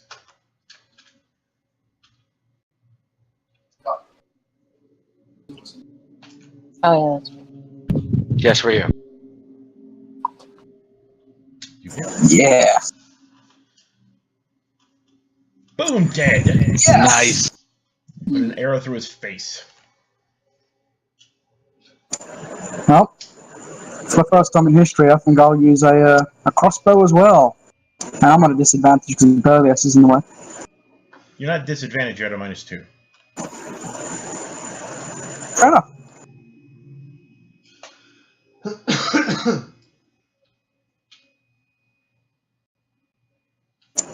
I've never used a weapon. Do I slam the black die next to the damage? Yeah, the black die that has a +4 on it. Yeah, just that's what you roll to hit. I'll have to roll it. I'll just click it. Okay, I'll You drag it just across click and roll it. Sweet. Yeah, however you want to do that. Nice. And then Ooh. the damage. Yeah, you can either double click the damage or drag and drop it on the chat window, your preference.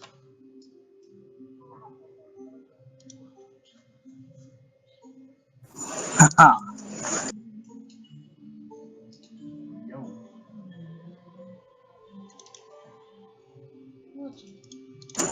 For Berlioz. And Berlioz drops to the ground again, unconscious, as she claws him once again.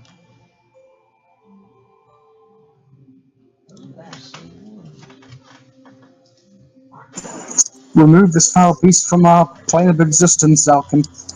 Redeem yourself. Alright, one sec. Andalus is still adjacent to Elizabeth, so you still get sneak attack damage.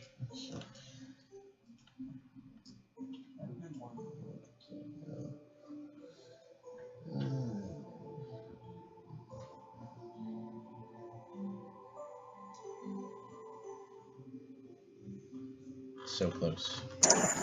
She has some fiendish amount of HP.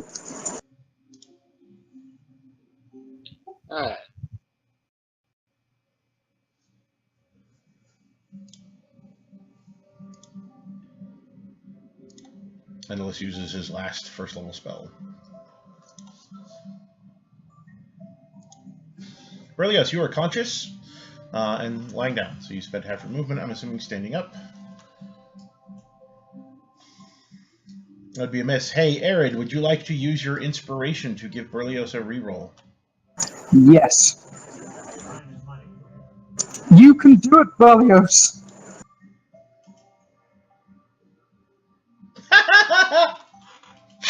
The exact same roll.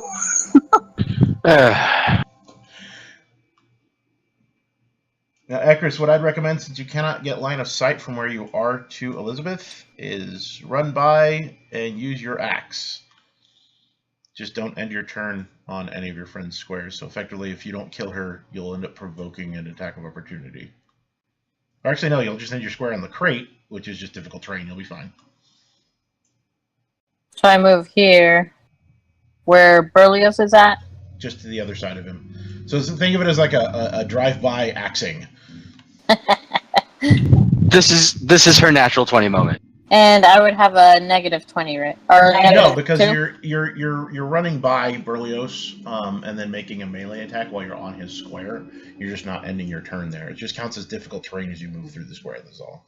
So no, you regular attack roll. Okay. Nice. And if you want, you can make it reckless. Hint, hint. Oh, you got an natural 20 anyway. I called it. Simon, what kind of wizard are you? You pretty much just run by and chop her head right off. Hell yeah. All right, so far we have drive-by axing and peeping under the legs, dick stabbing. Yes. Perfect. Okay, that being said, the Footlocker contained a crap ton of loot. Some really good loot at that. So, in the Footlocker, there is a cloak, which will be super awesome for somebody who wants to use it. Because that is a cloak of protection. I know you guys already have it. Accursed, take it. Yes, let the barbarian have it.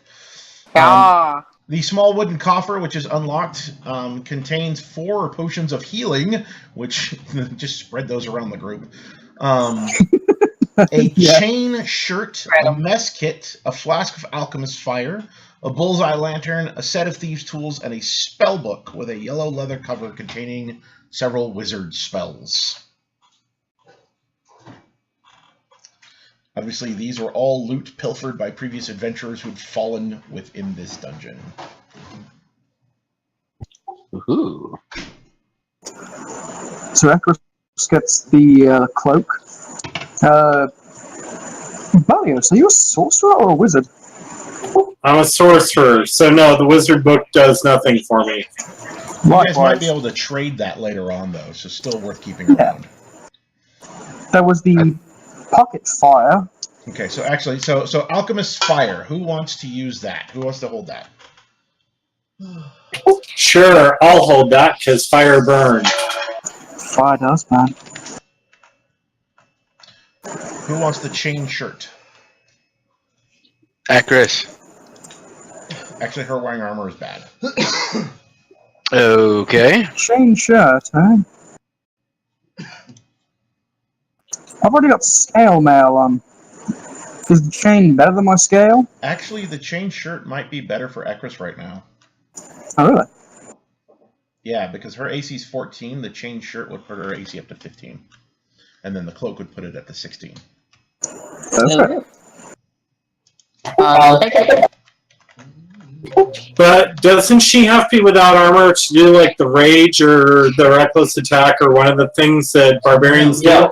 No, there's only one ability called Unarmored Defense, so she can't use that. That lets her stack her Constitution bonus with her Dexterity, which is what currently has her AC at 14. So she would lose that +2 from Con, but then the chain shirt puts her AC at 13 plus Dex, which puts it at 15, and then the cloak adds 1 to that. Ah, okay. So what? Who would like the mess kit, which is effectively used for cooking? I'll be the chef, why not? Hand it over.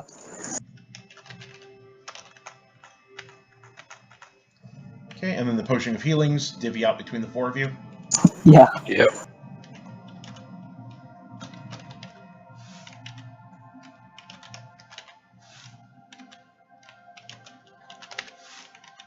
Question: can I alchemist style lob potions of healing at my friends? No.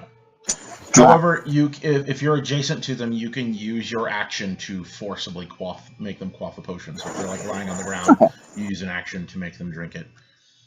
What about drive-by drinking? Yeah, pretty much. Who wants to hold the wizard spellbook? I'll go ahead and hold it but yeah. Whoever has the most inventory space, I suppose.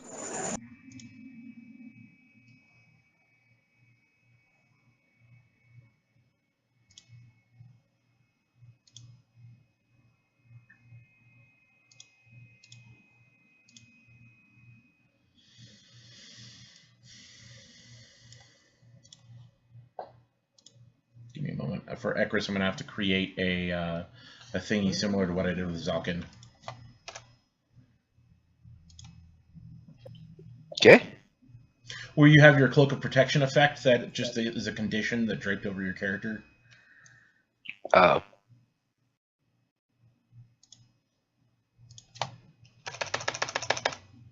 The only difference is hers doesn't provide that +2 to initiative that yours does. Yours is just a little better. Yay! Even though my initiative rolls are garbage anyways. Okay, so everybody's got the Potion of Healing in their inventory. I heard bullseye something. Yeah, a lamp of some sort.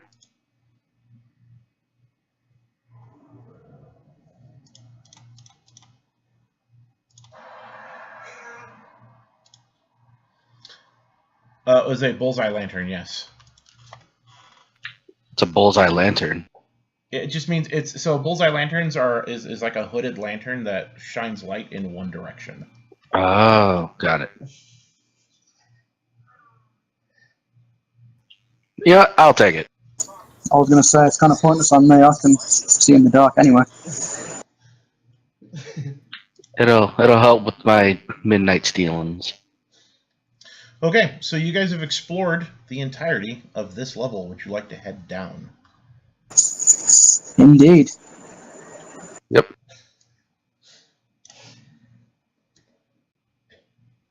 Go and leave your tokens there. No, put it back.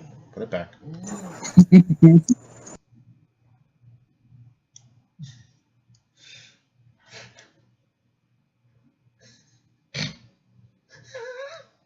By the way, next level I get access to 2 second-tier spells, so we can finally get aid, meaning that 3 people get +5 HP.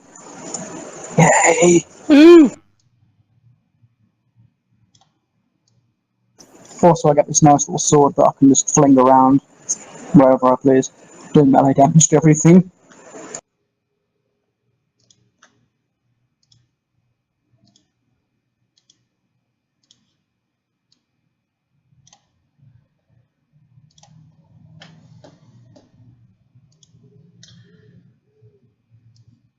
So as you guys head further down, the ghostly chanting that seemed to emanate from everywhere actually starts to get louder to the point where you can actually discern a dozen or so voices over and over saying, "He is the ancient, he is the land. He is the ancient, he is the land. He is the ancient, he is the land." Over and over again, thrumming through these halls. Am I familiar with this chant at all? Say what? Am I familiar with this chant? Does it ring any religious bells? No, not at all. It's kind of creepy. So, as you guys enter this area, what you see is this is kind of some sort of miniature crypt where they've set up relics on display. So it's a reliquary chamber of a bunch of random items. And then, of course, there's 2 tunnels to the west or your south that that lead different directions. One seems to slope down into water. Like a gentle baptismal font slope, or a this is where we shove people to die from the man bear pigs. Do you want to go over there and at least just glance at it? I mean, from a safe distance? I don't know, because everyone else is in front, so they haven't moved yet. I'll take filter into that. the room, everybody.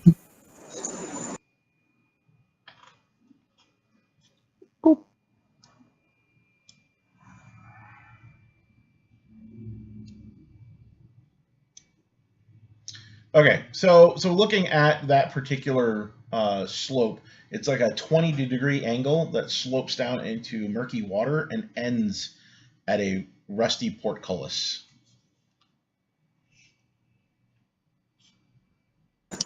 These objects scattered all around the room. Do I recognize it as some kind of religious ceremony? Well, do you want to take a look at one of them? Sure, the one just adjacent to me.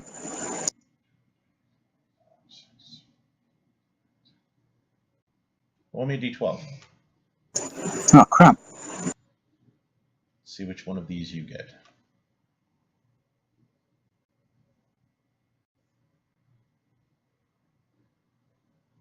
Uno. You see a small, mummified yellow hand with sharp claws on a loop of rope.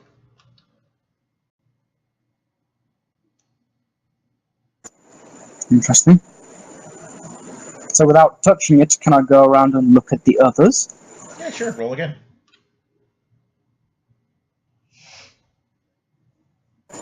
Oh, sure.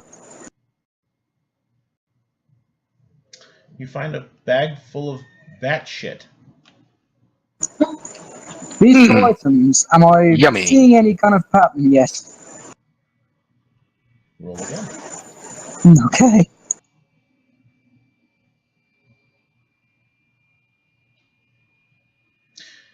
You find a religious object called an aspergillum that seems to be carved from bone. Now, my clerical background is still not picking up any kind of... Something's messed up here, guys. Yeah, an don't aspergillum get is designed clerics for nowadays. sprinkling holy water around, and it's usually made of like metal, and it's considered sacred. Carving it from bone is an incredible desecration. Might be some necromancy going on. Well done. Whatever it is, it seems to be the antithesis of holy. I'm guessing a bunch of unholy stuff. Shall we take a look down here and avoid the water man-bear pig trap? I agree. I agree Avoid too. the water man-bear pig trap. Yep. That's what we're calling it. The worst option. I know, right? You guys gotta come along.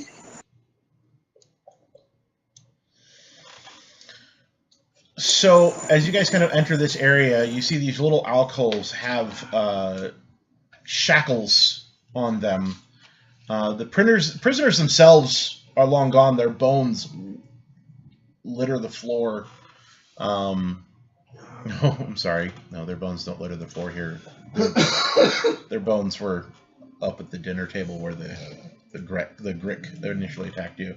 But anyways, so yeah, there's not really any bodies around here except for when you get kind of to the far end. There's one corpse remaining in this entire place. He's clad in black robes that have been tattered, and he's kind of hanging on the back wall. Do you guys want me to go up and have a look and you just watch my back? Poke it with a stick. Okay.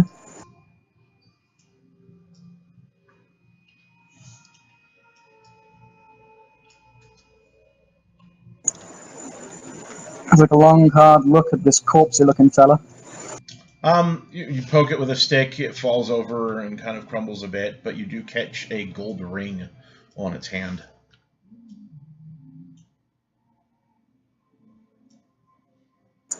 Hmm.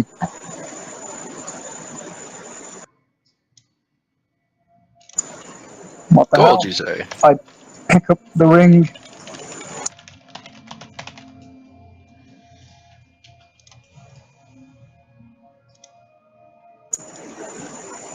Does it look anything besides materialistic?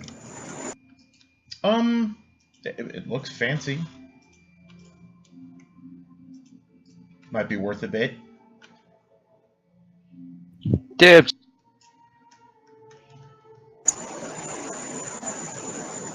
Once you So guys are where able to was take a that rest later, chanting you can coming examine from? later. Well, so you guys look around, and with your obscene passive perception, I will just kind of give you this.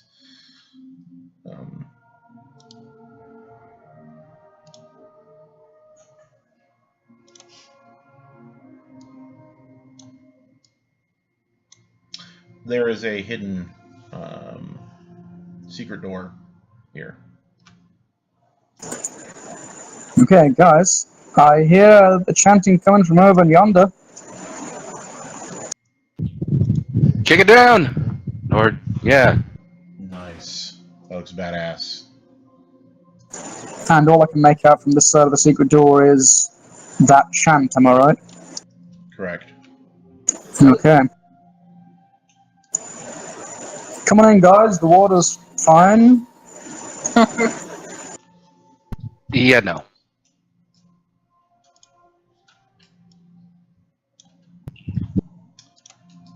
The chanting stops as you peer into this 40-foot square room. The smooth masonry walls provide excellent acoustics. Featureless stone pillars support the ceiling, and a breach in the west wall leads to a dark cave heaped with refuse. Murky water covers most of the floor. Stairs lead up to dry stone ledges that hug the walls. In the middle of the room, more stairs rise to form on an octagonal dais that also rises above the water. Rusty chains with shackles dangle from the ceiling directly above a stone altar mounted on the dais. The altar is carved with hideous depictions of grasping ghouls stained in dry blood.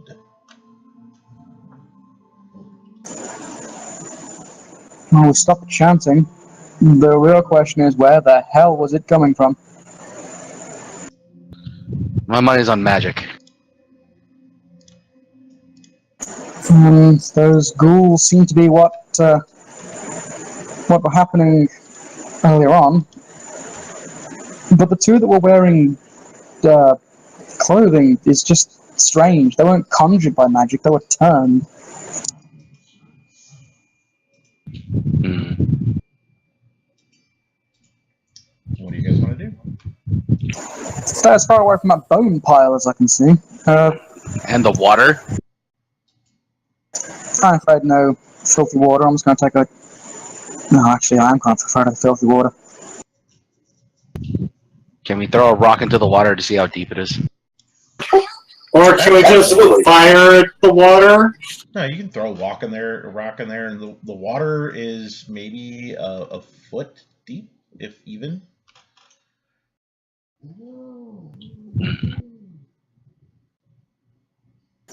You say it's murky. Can I kneel down and see if I can see through the murk with my vision? You have blind sight, so I will give you this. I mean, it's murky, just that it's dark and it's been sitting still for a very long time. But there's nothing in the water. Cool. All right.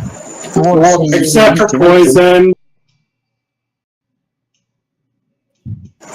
Yeah, that's a good point. What's this thing jutting out of the wall over here? There seems to be a mechanism of some sort. I think that'll open the rusted gates. Better pull talking. Hmm. Let's investigate the middle thing then.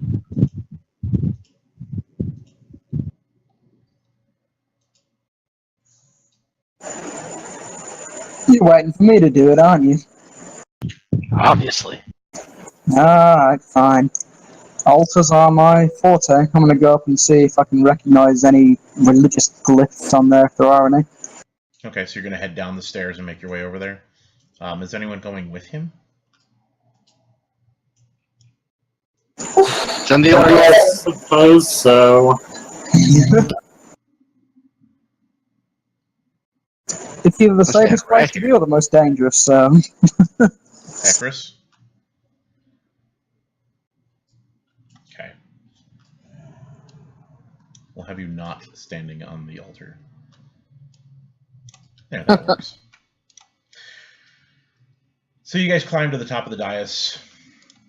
The chanting rises once more as 13 dark apparitions appear on the ledges overlooking the room. Each one resembles a black-robed figure holding a torch. The torch's fire is black and seems to draw light into it. Where you'd expect to see faces are voids. "One must die," they chant over and over. "One must die! One must die!" The room is now echoing with their voices over and over again. Sounds kind of Thunderdome-y to me. Go ahead and roll me a religion check. Okay. Or insight. All of you may make this check. I'm gonna go insight then. Okay.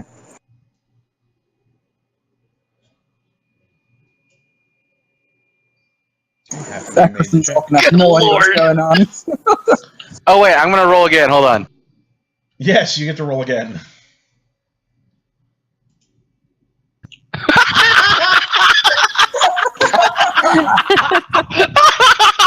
Dude, your halfling luck has been shit. This is the best ever. Okay, you say half of you made the roll, so you're fine. Pretty much, you guys get the hint that effectively something living needs to be sacrificed on the altar, or you will face the cult's wrath.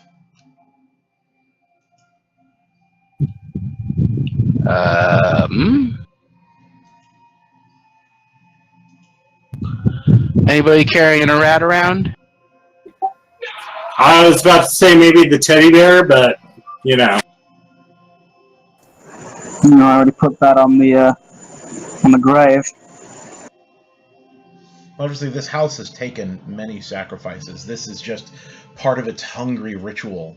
This would be giving in to the house's desires. Well, let's prep for a fight, I guess. Yeah, what do we do? Piss on the altar, or I mean, Yeah, I just scream at the 13 people while I circle. You're not taking any more life. So you say that, and the chant changes. Lorgoth the Decayer, we awaken thee! And the chant kind of crescendos, and the shamble of refuse over in the corner starts to move. Oh shit. Ew. Everybody roll Oh initiative. crap!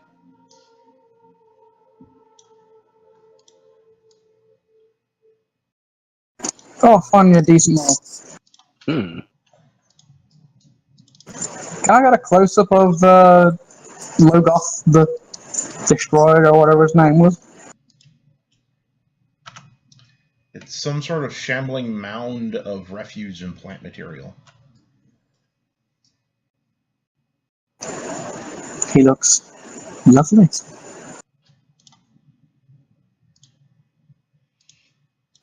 Alright. You disgusting mound.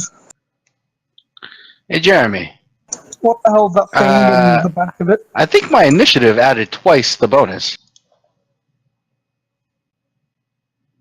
Oh, because you added the effect twice. Hold on. Why'd you tell him? So I should not press the button. So you can see that you already have the effect on you. So you don't need to add it more than once. Got it.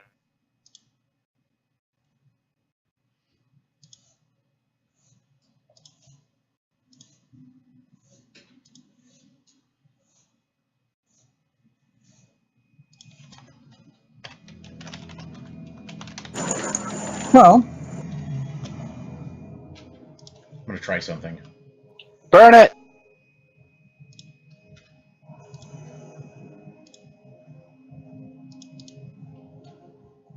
We'll see if that works. That way, at least this way you see what it's called and know you already have the effect on you.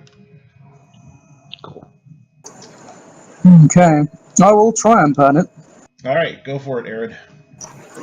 The sand to cast this beast to whence it came. Although I might recommend, I know you failed on that, so we're gonna go back here in a moment. This is where you unleash the stops. This is where you pour out everything you have to burn this thing down. So if you've got your big damagey spells, Guiding Bolt, you might want to use them. I will. It did fail that, so I can roll a little bit of damage. You could roll. You could do Sacred Flame damage if you want, or you could roll your Guiding Bolt.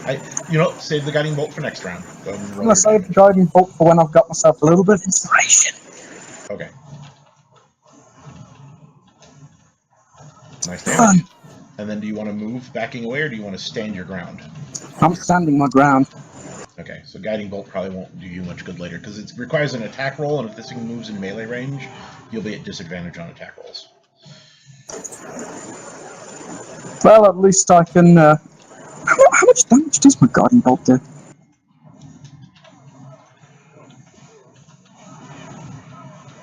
I'm assuming, Zalkin, you're going to pepper this thing with arrows? No, I'm gonna shoot at it. 4d6 radiant damage? Why have I been using it before? Because it uses a spell slot. Yeah, good point. Alrighty. Using that to heal everybody. Short bow time. Can I shoot it from here? Absolutely. Alright.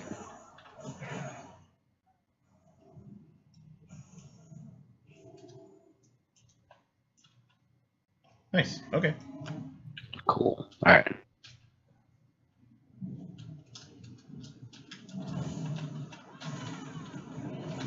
It shambles forward. Yo.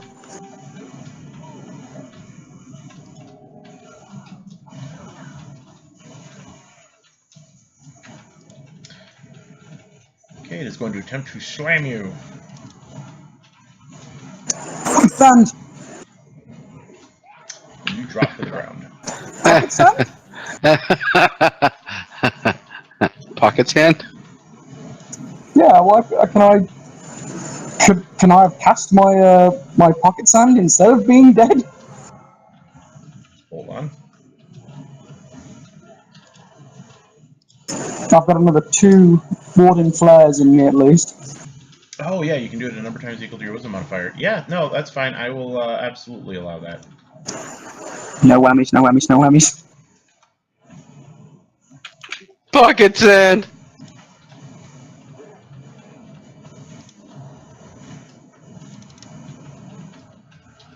Yes! Hold on a moment. Woo! You're about to say it's got like 4 attacks on you.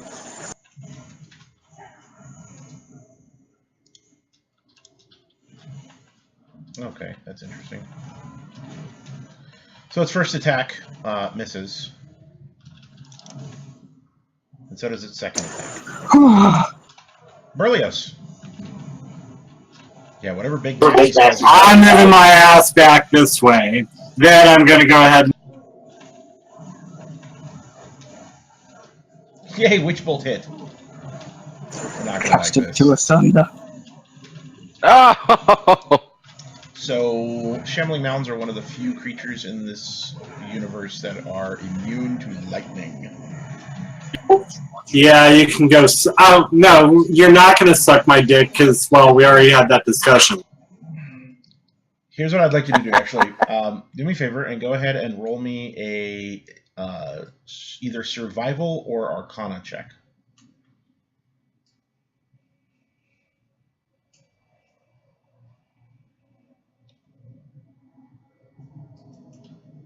Nope. Yeah, no. Okay. So yeah, you didn't quite know that until your Witch Bolt hit it, and then all too late, you watched as it absorbed the lightning.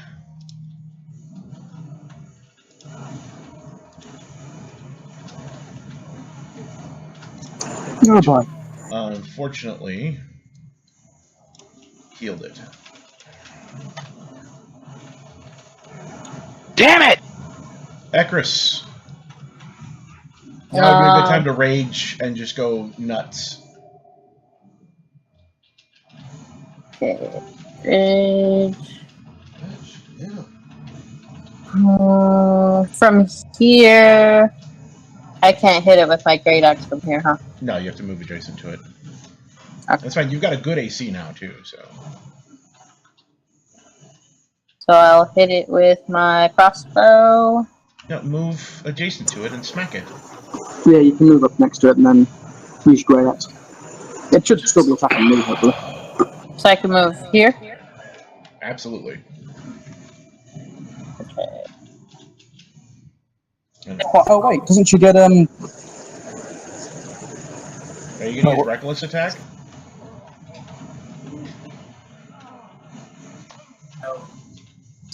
She is now. So hit that No, button once. No, you're not? Okay. no, I hit rage. Yeah, you need rage. Reckless attack is... Hold on a second. That might take a bonus action.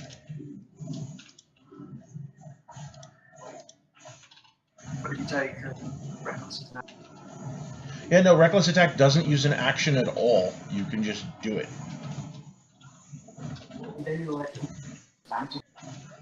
Just do it. So that's an ability that's also on your actions tab. So if you hit that and then make your attack roll, you'll have advantage. Just understand that the mound will have advantage if it attacks you. Ooh. So it's like you're dropping your defenses to up your chance of success. Yeah.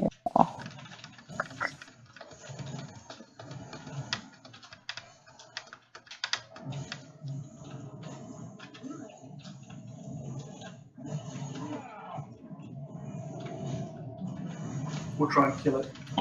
Okay, I'll go for reckless attack. And do my great axe again, right? Yes. Oh my gosh!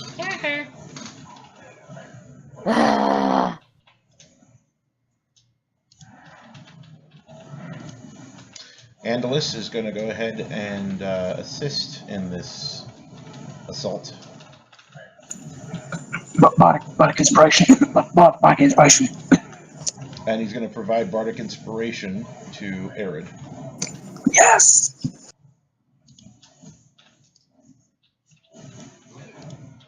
Fuck, man, what the fuck is it?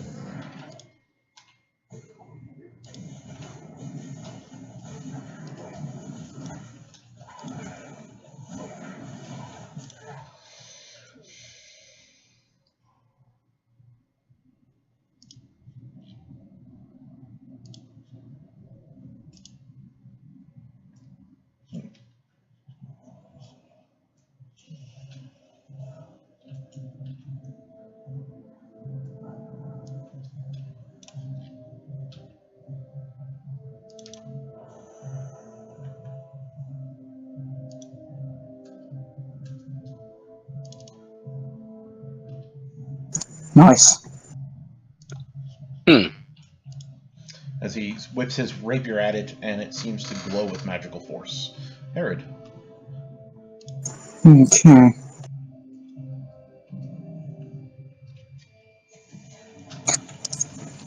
I'm gonna do something a little odd after I do my obvious attack.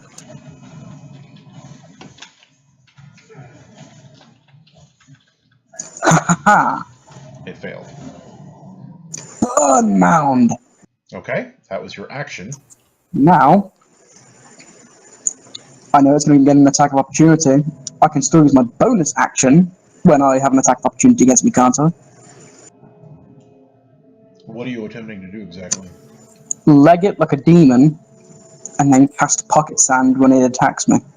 Yeah, no, and I believe that's actually a reaction for you. Or, yeah, it is. In which case, run, I say. Okay, and you're going to hit it with Warding Flare as it attacks you? Oh, yeah. It misses. Yes. Striking Falcon. Nice. Okay, and then that would end your turn. This way, worst case scenario, it stumbles after me, thus My dear accursed is not in danger. Okay. Cool That being question. said, you're out of pocket sand now. I am now out of pocket sand. So, can I move directly onto the water from where I am, or do I have to go down? You can make an acrobatics check to jump down. Okay. Mind you, since you've got allies that are adjacent to the creature, you get sneak attack damage with ranged attacks against it. If I move to the square above Berlioz and then did a stealth check to hide, and then shot at it, would I get disadvantage? No, the point of hiding is it gives you advantage against it because you're moving out of its line of sight. Okay, so let's do that. I'm gonna move back here, and I'm gonna attempt to hide. I guess behind Berlioz. Roll it.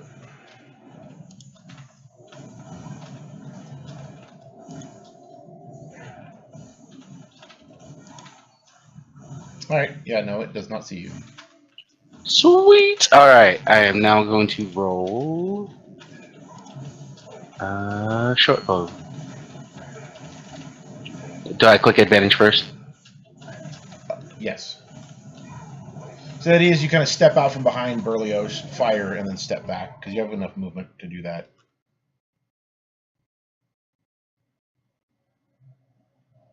Nice, you Alright, hit. hit. Well, don't forget your sneak attack damage.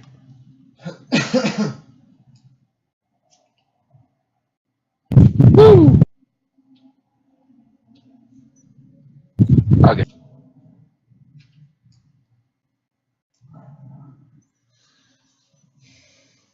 Okay, who do I murder? Who indeed?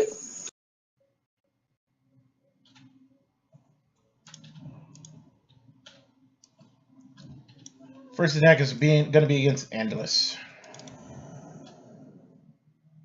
And it hits. Ooh. Ooh. Since he hit with that one, he's going to attempt to hit with his second slam attack. And he missed. Oof. Roast him, Berlioz. No, not Roast him dead. Andalus is who got attacked. It destroy the weed. That angle should be fine for Ekris and the other guy for Burning Hands, right? Yeah, you'll be fine. He failed his saving throw. Go ahead and roll damage. Completely. Nice. Although he is partially resistant to fire, you still damaged him. What a cretin. Ekris, it is your turn. Don't forget, if you want to do reckless attack, you have to hit the button again. It's a kind of an every turn thing. Okay. But you are still raging, so that choice is entirely yours. Can I use both, or is it just one? No, you've got both stacked right now. You're perfectly fine with that. Okay. I shall use my great axe.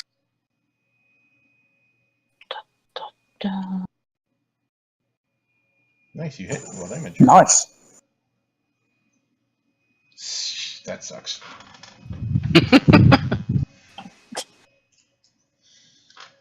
Alright, go ahead and end your turn. What?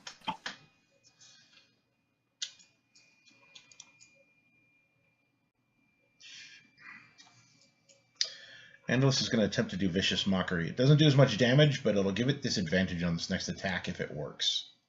Come on, Andalus. Damn it, it succeeded. It's got confidence. I'm going to use my bardic inspiration. And I will I'll cast Fighting Bolt on this bugger. Apparently, at some point, my XSplit crashed, and I had no idea. Oh, So we have not been streaming this at all.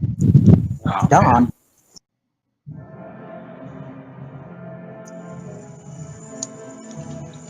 Do you have to give me the inspiration before I slam my bolt on? Or can I do it proactively?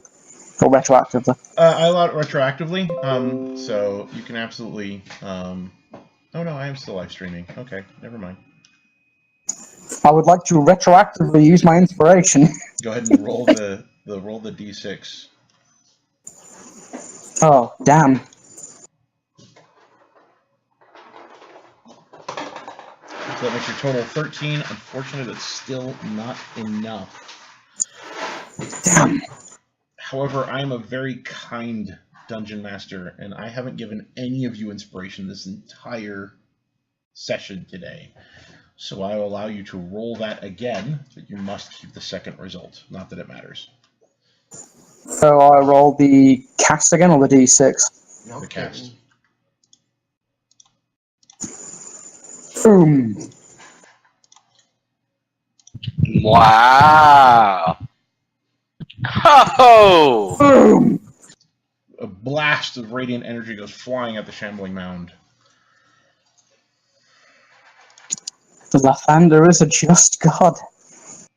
Damn. Now, if you notice there's an effect on Guiding Bolt, be sure to hit that, because that will grant advantage against the next attack made against it. So I slam it now? Yeah, it's an effect, a condition you're putting on the creature. Or when the next... Oh, I'll just slam it now. Yeah, no, do it now because, yeah, there you go. And so that's a condition that's on the creature. The next attack against it will automatically get advantage. Okay, for my final action, I can move towards it again, can't I? If you wanted to, yes. I do.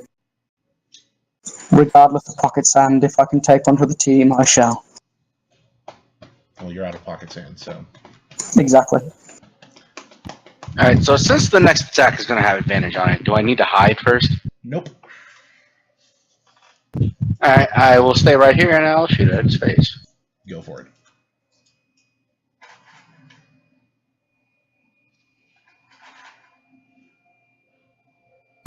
Holy shit.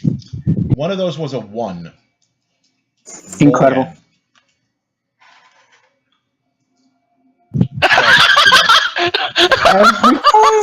The luck sucks! We're done with you having advantage on anything. Like when you make your normal rolls, you're fine. When you roll advantage, you suck.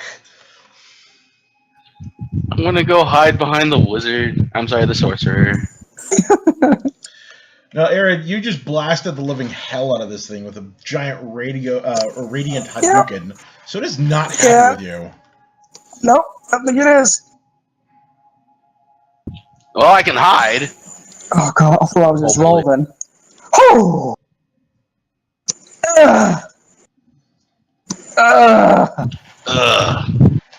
Berlioz, it is your turn. And this really wasn't because the halfling decided to like hide behind me, but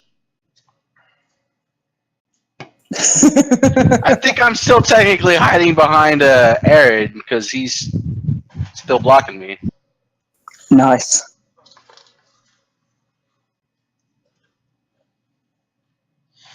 Now, Joe, your allies no longer provide cover for you against ranged attacks because of that orb. oh, okay.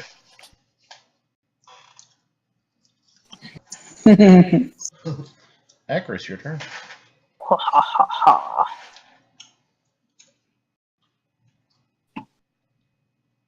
Ah! Oops. It's just as bad as me. Ah.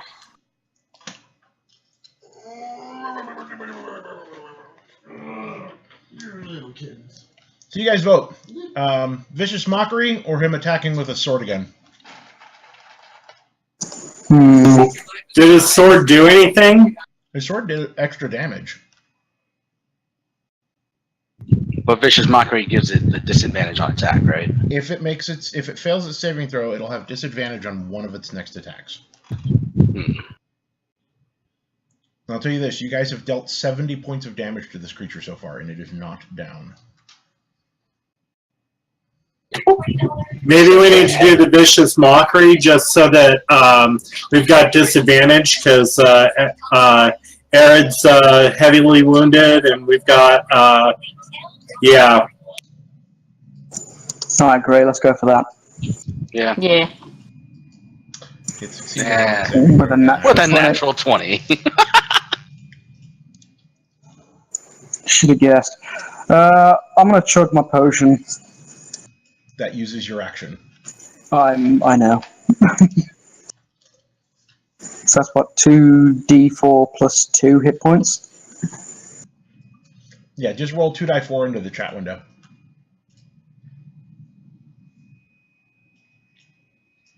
Yeah. That's 7 back to me. I've applied it. Thank you. Are you done? Yep. Save me, fucker. Am I still considered hiding? Yes. What weapon? You will need to move to where your allies don't have cover, otherwise you're at a -2. So maybe move to where you have direct line of sight. But 2 steps to the left will put you in direct line of sight, and then you can move behind Berlioz and hide again. What weapon did Ambulance use to, like, have better damage? Should I- sword spell? Oh, I see. should I hide first? Like, should I move behind him? Make your attack roll with advantage because you already were hidden. Effectively, the dais helped hide you even after Berlioz moved.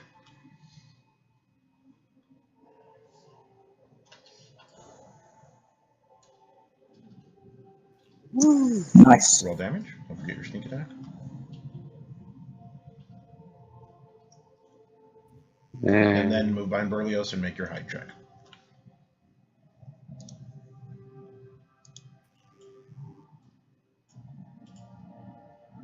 Cool. You are hidden.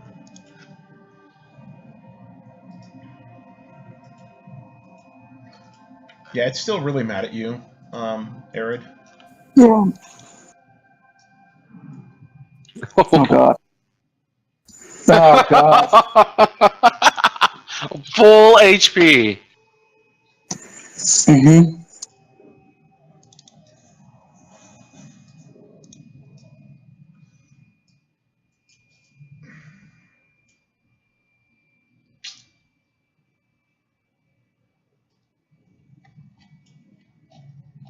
Now, Ekris, what you can do here is you can attempt to attack the creature if you want, or you can use your action to force a potion down Arid's throat and make him conscious again. The choice is yours. I'll give him the potion. Yeah, sorry, I forgot about that because my attacks are like tickling him. So now, what I'll show you a trick. When you go to roll the d4, when you left-click it to pick it up in your mouse, while holding onto it with your left mouse button, right-click once, and you'll see it adds an extra d4 die, and then you can toss that into the chat window. Whenever you're holding a die of any type, whether it's a skill roll for a d20, damage, whatever, when you right-click, it adds one more die of that type. Huh?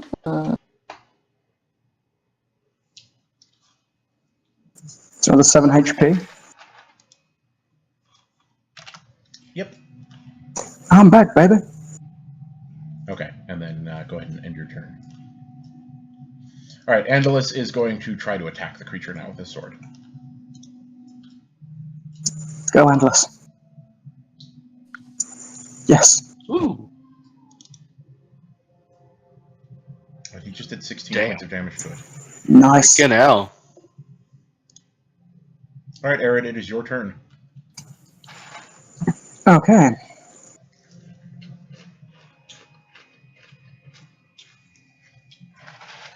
Yay. Burn mound.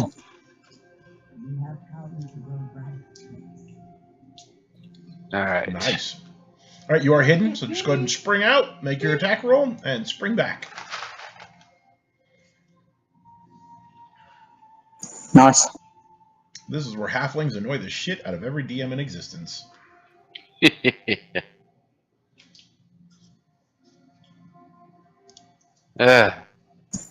Still not too bad. Oh! Yeah, Back to you're being hidden. I couldn't end your turn. Oh, wait. Remember when I said it's not too bad? You'll be fine. Oh. Never mind. Andalus drops to the ground. Oh wait, that was Andalus? That wasn't even you. And then he turns around and Oh. smacks Ekris. Damn. Oh, I'm gonna go ahead and do my potion to him.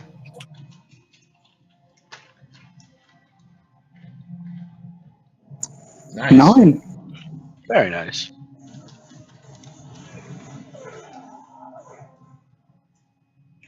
Where did I save it? Uh-uh.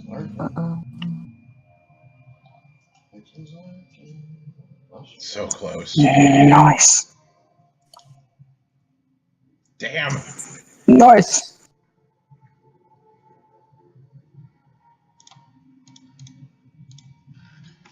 Yeah, he definitely stands up. Second verse, same as the first. Slice it up.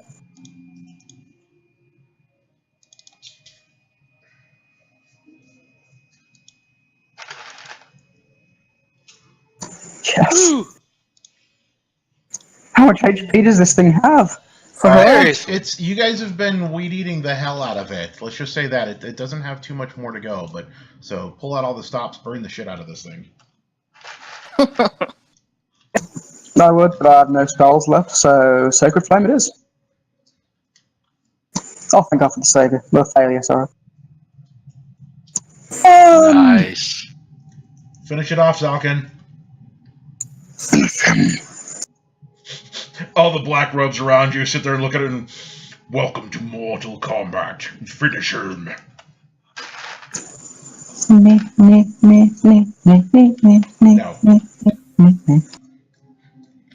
Mortal Kombat! Alright, go ahead and roll your sneak attack and damage. Yes! What? I bring my arms up and address the people above us. Is there no one else? Chanting Are you stops. not entertained? The chanting stops and the apparitions vanish forever. Another creature rises up from the We did it. Holy shit. I need arrows.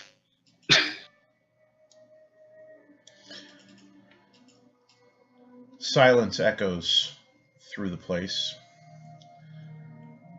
So we'll fast forward a bit. You guys are able to head back upstairs to one of the more manageable rooms, but you quickly need to leave the house because as you start heading upstairs, it's like watching the house deteriorate. You're hearing screams come from everywhere. The walls are bleeding and shredding apart. But you're able to dash out of the house very quickly. We will go ahead and conclude here. The last item of business was the gold ring, since this is the end of the session. The gold ring is a magical ring. It is what is called a ring of mind shielding. And what I'd like to do is I'd like to hold off on divvying that to anybody, because I'd like Eric's character to go ahead and be here for that. I mean, even though he got disconnected, his character was still instrumental in assisting you guys in defeating this dungeon.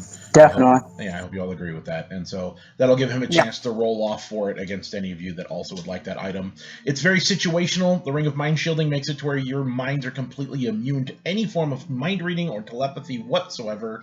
And if you die, your soul and mind remain trapped into the ring until you can be brought back from the dead. So in the realm of Barovia, that might be slightly useful. Badass. I hope you all realize how close to my heart that ring will be. It's a Horcrux. I'm assuming we leveled up, I hope. Yes, and with the conclusion of this adventure, you are all level 3. We will go ahead and do the leveling bit on another session, so I'll get with you guys periodically. But in Discord, I want you all to tell me what your 3rd level path is, and I will go ahead and apply those to your characters before next session. I don't have one. Cool beans. Well, except for the cleric, because clerics pick their domain early on. Yeah. But I hope you all had fun. To rule them all. I hope you all had fun, and this concludes our adventure.